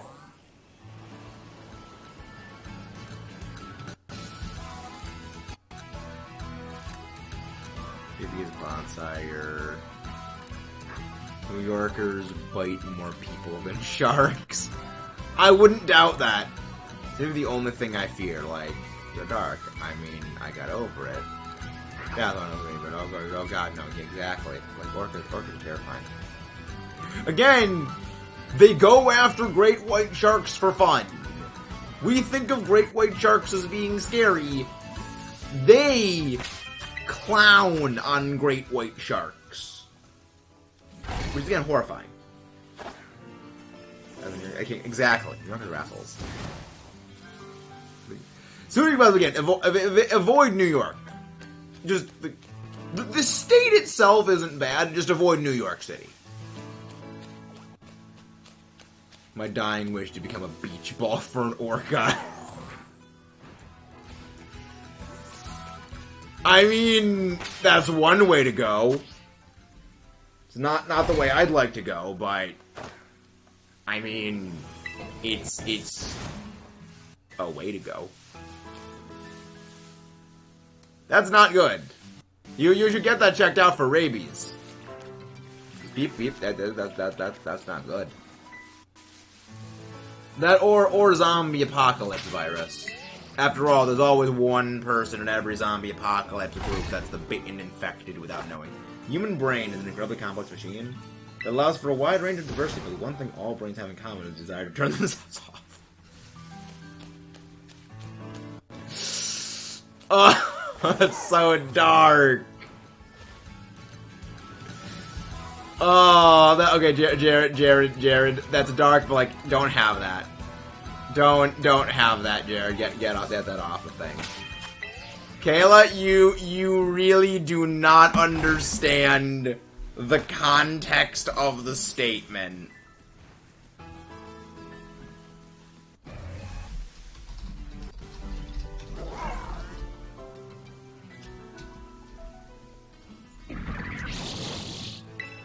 I have a call. Okay, what is eating random stuff? Interesting. I mean, my brother like just eats paper. He literally just chews paper.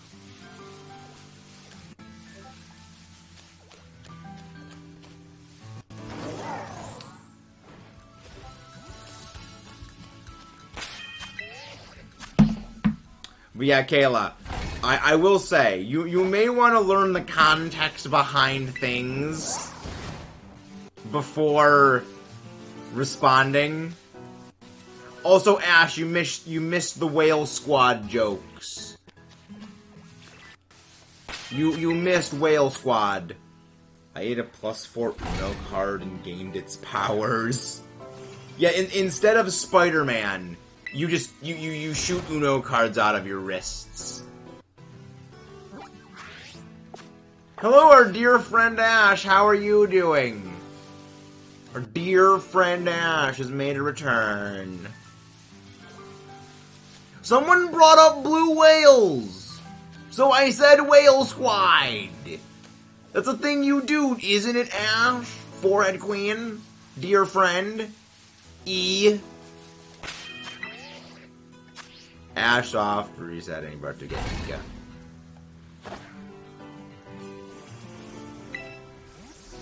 It makes it that yeah, your superpower is making people angry by giving them more cards to hold. I don't like being handed things.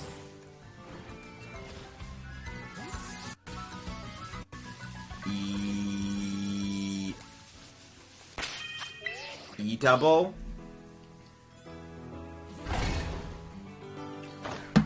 Hey Ash, you can't spell whale without E.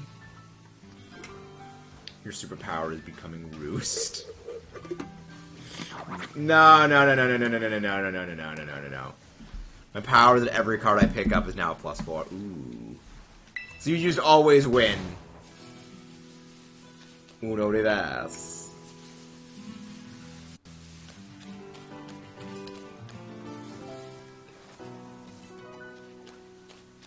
I was talking about the thing Jared said, Kayla. I was talking about Jared's comment that I read out loud. Ash, we both know you're going to yell at me anyway. So whether or not I say E is completely irrelevant.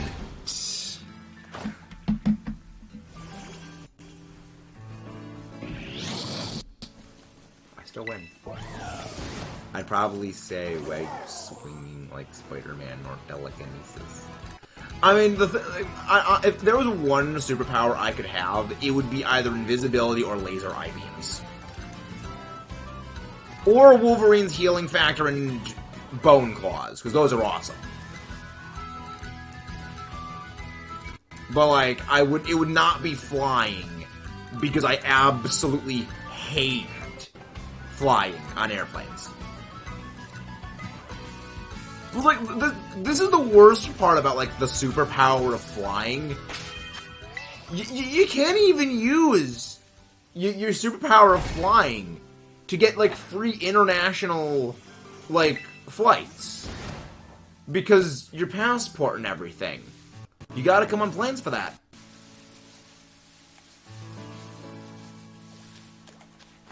So it's like, you can't even do anything. Like, I mean, if you're Superman, everyone will be happy. Yes! Yes, I did almost call you Ash, Kayla. At least I don't deny it.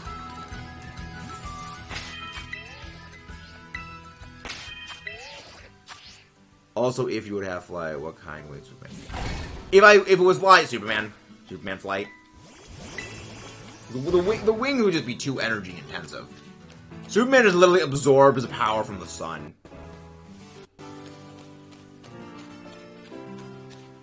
Well, see, the thing is, the size the wings would have to be in order for a human to be able to fly, they would be freaking enormous. Like humans, proportionally speaking, are very, very heavy.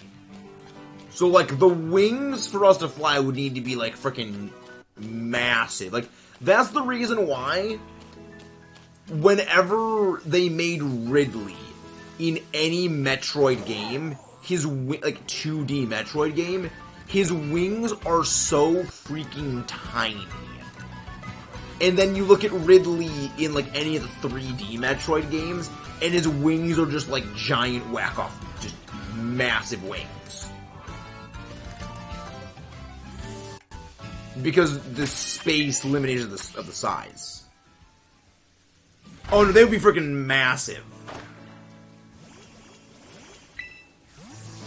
No. It's humans, unfortunately, are very, very dense organisms. Like, the reason why freaking Quetzalcoatlus, despite being like the freaking size of a giraffe, could fly, is because the bones were hollow.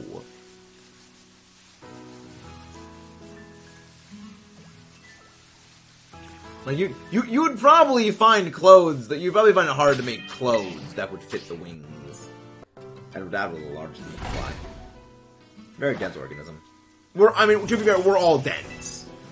According to all known laws of aviation, there's no way humans should be able to fly. And yet the Wright brothers did it. So here's the thing. When nature says, screw you, you can't do this thing, humanity is like, no, screw you, nature, we're gonna do it just to spite you. Never tell humanity you can't do something, because they will go out of their way to prove you wrong. I guess that's pretty basically in Quetzalcoatl. I mean, I just like Quetzalcoatlus because, like, it's the one that I know I'm most familiar with. I'm not spoon-fed, Ash. I'm not spoon-fed, and you're a massive forehead, you giga forehead. Giga forehead, Ash. You and your Giga four-headery.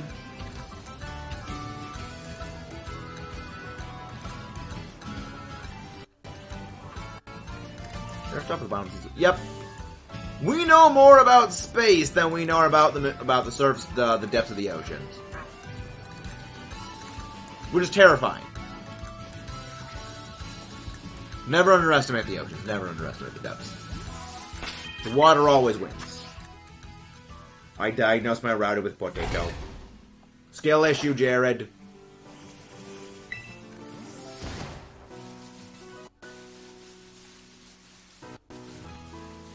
Hello, Andrew. E. Your favorite letter, Ash. Deerling. Cars is just right. Exactly. Cars is rice.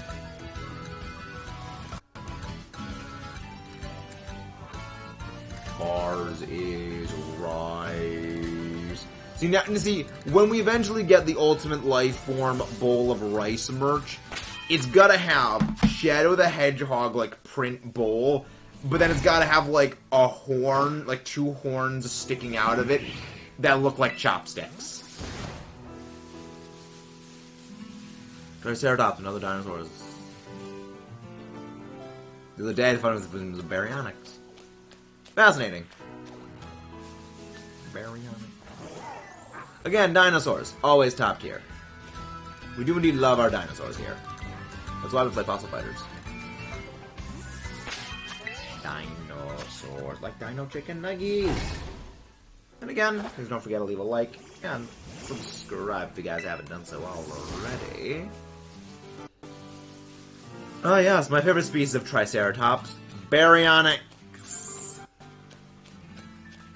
So I guess a baryonyx is what you'd call it when Brock's main Pokemon uses Dig. Wait, what do you think of Iguanodon? Iguanodon's the one with the thumb spike, right? The giant thumbs up of doom. Oh, that was cool. I was more part of the Parasaurolophus, though, myself. You mean your favorite Pokemon Spinarak, Ash? I mean, we know Spinarak's your favorite Pokemon.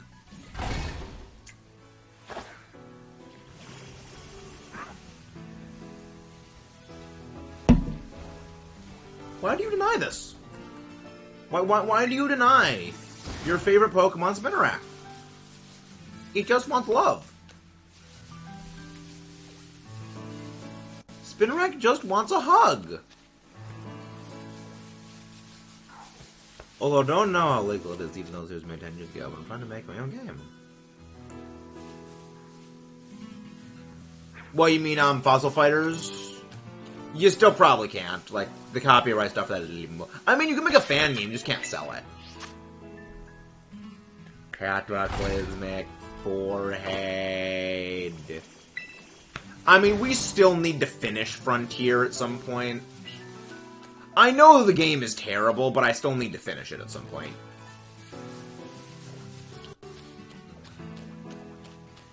Spinarak can burn. Not Terra Fire Spinarak. Spinarak Terra Fire is immune to burn, you Giga Forehead. You are the Gigaist of foreheads.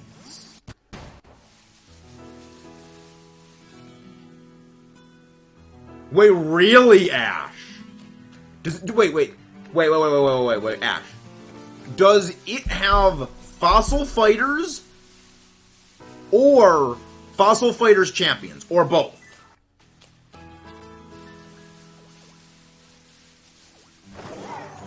Which one does it have?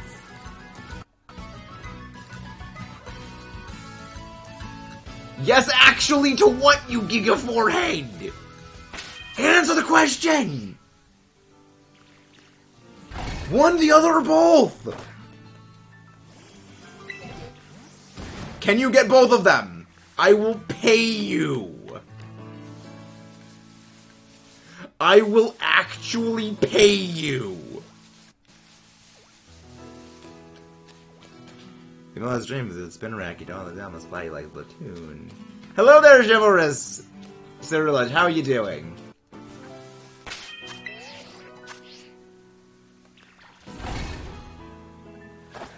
Honestly, I'm not lying. Fossil Fighters Champions may actually be a favorite game. Honestly, Fossil Fighters Champions is one of my favorite games of all time. It's a great game. Okay, Ash, can you please get me Fossil Fighters and Fossil Fighters Frontier and Fossil Fighters Champion? Please. Please. Please. Please. Choose. What am I here for? Johnny hunting a pure pressure. All of the above! I mean, we're probably gonna be ending off soon.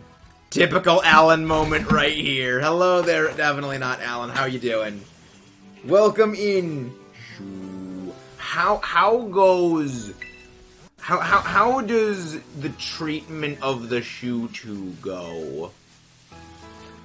Your absolute giga forehead Mewtwo. Yeah, once I match forward. There was a bull got what was coming to him. Doing good. Gonna get Splatoon 3 tomorrow. I've been hyping myself up to get it listening to Genuinely Me and remix. Honestly, freaking like Splatoon music is awesome. Though I will ask Chivalrous Cerulege, will you be joining in on the Splatfest this week? And if so, what team will you be joining?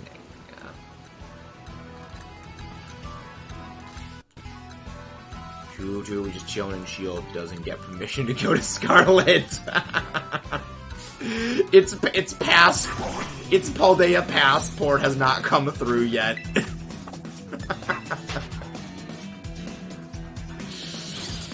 Mewtwo's still being held hostage in customs.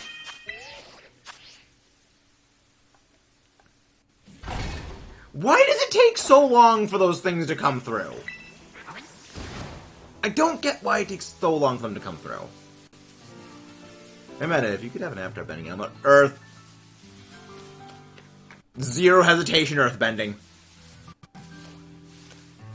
Maybe not. I don't have online. If I did, I would pick Skeleton 2. Really? I would have expected Ghost. I mean, I'm not gonna lie. Yeah. Okay, so Alan, it was what 4,003 Dynamax adventures before you finally got that Mewtwo. I think it was either 4,300 or 3,000. Well, no, it was 4,003 or 3,004. Which one was it?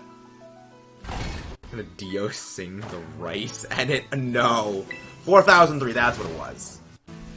I knew it was a 4 and a 3, I just didn't remember what the order was, but freaking heck. So, okay, that's 40 times odds. 4 head D times odds. That's just too many. It's too much. My rank is water, earth, fire, air. See, I mean, like, earthbending, I would say, is, like, practical. I'd pick water because I feel like I could go to common friendly.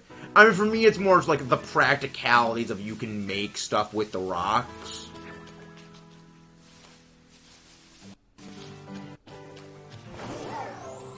But Mewtwo is a bigger shoe. That's a sub-bending. Ooh, sand. I mean, yeah, actually, no, metal. Metal would probably be the specialty for me. After all, I do love my steel. I do love my metal thing. I am a big fan of my metal machines. I mean, literally, one of our member tiers is called the Metal Machines.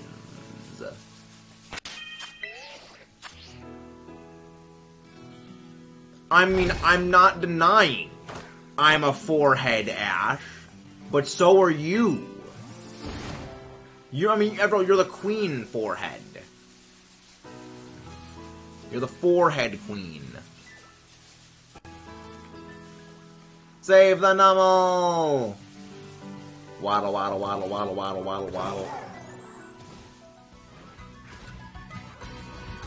Again, Nummel just amuses me. I don't know why it amuses me so much. But it does.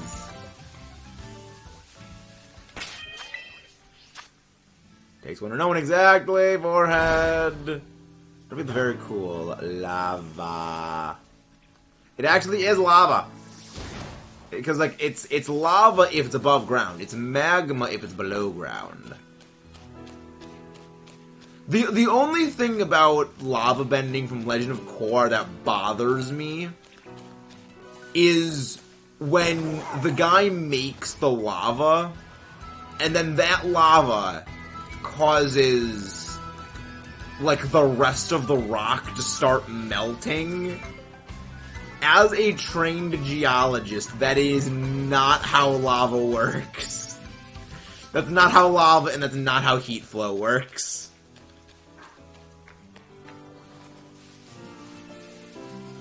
Like, that is the only thing about that, despite how awesome it is, that bothers me. Also, I couldn't even get past the two cores, so annoying. Yeah, like, I will say, I love the entire cast of Legend of Korra, except for Korra. Like, J.K. Simmons, as always, is a freaking legend. Like, J.K. Simmons.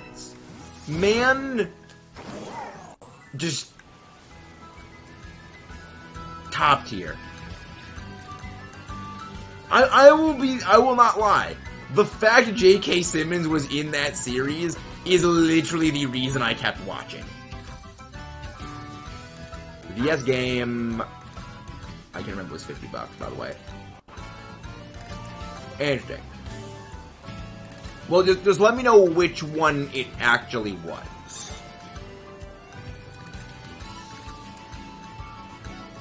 Because if it was regular Fossil Fighters, I would have to think about it. If it was Champions, I would get that in a heartbeat. If it's Frontier, nah. The least favorite character is a protagonist. I think we have a problem. Yep. There's actually a few series where my least favorite character is actually the protagonist. That is also true, Ash. For a while, it was actually Ezra from Star Wars Rebels. I did not like Ezra. Granted, it was more so like the overall vibe of Star Wars Rebels I wasn't as big of a fan of. It's like $500 online. Oh my gosh, it's so good. Yeah, like Champions, I would buy in a freaking heartbeat. I love that game. Just Fossil Fighters Champions as a game, it goes so hard. Again, it is the perfect sequel. That is how you do a sequel and you make it better than the original. Bolin's great. Doof. Bolin is great. I will agree, Bolin is probably my favorite. What's the narrative? Be the book, movie, show, that's just the main character. Be the villain, but the viewer doesn't know until the end, the antagonist is the hero. I don't think that's how that works. Like, I mean, that's literally... Like, what you have just described, Jay, is Avengers Infinity War. Well, then again, you know Thanos is the bad guy the entire time.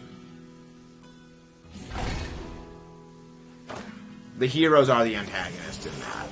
Yeah, so interesting thing, Infinity War is intrinsically Thanos' story. The heroes are the antagonists in that movie. Yeah, it's weird, but no, that's actually how it works. Because just because someone is the antagonist does not mean they're the villain. And just because someone is the protagonist does not mean they're the hero. I like writing stories, so I know these distinctions.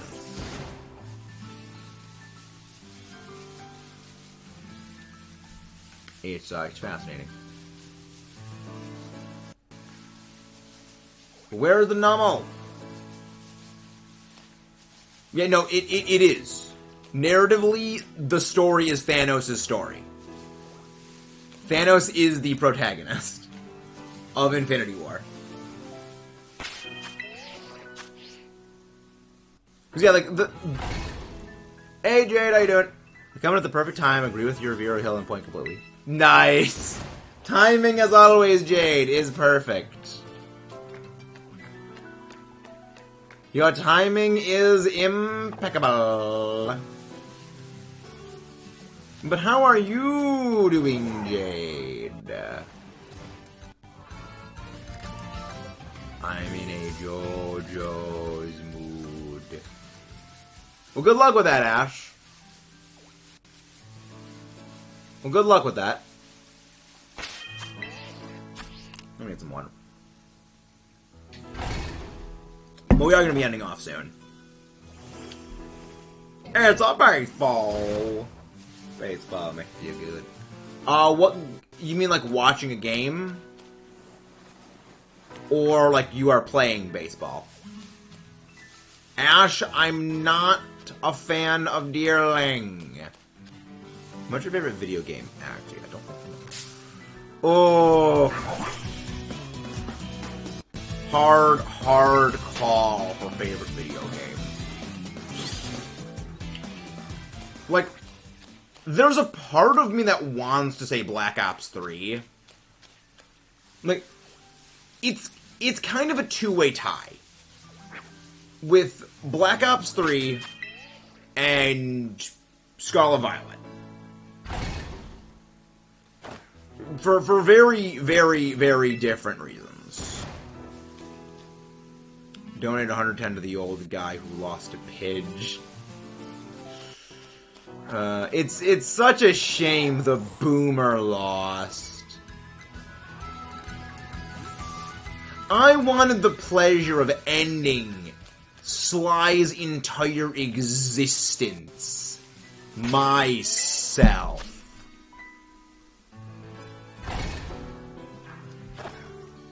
But I'll have to wait for Scarlet Violet to do that. Ash, we both know that is an incorrect statement. We both know that is demonstrably false. Ultimate Champions, Sonic the Hedgehog 3, some Knuckles. We both know that is demonstrably incorrect. I have played Cards Against Humanity against you. I got a total of 225 today. Dang, Sly making bank. Then again, when you got no skills in Pokemon, you gotta make bank somewhere else. But, have a nice day, everyone. Thank you very much. Again, if you haven't done so already, please do not forget to leave a like, subscribe for more. 3 is Fossil Fighters, 3 is Plant vs. Zombies, and COD Block 2. Fun. Look, I mean, for me, it's a tie between this and Black Ops 3. Because, like, I love Black Ops 2 Zombies, but most of that is just Origins. I'm not an expert, but I don't think anyone who watches you Sly would say. You're not wrong. Like, I would 100% agree with you on that statement.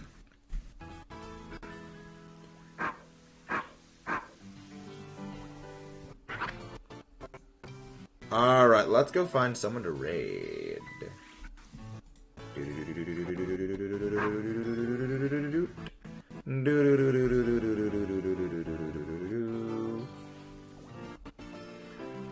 Hey, Ash. Forehead. We're gonna go raid someone who's playing Legends Abacus. That Legends Abacus game you like so much for some reason. So I'll see you guys tomorrow. triple the insane, and that makes me Mudkip Perfect Marriage. I feel Mudkip's probably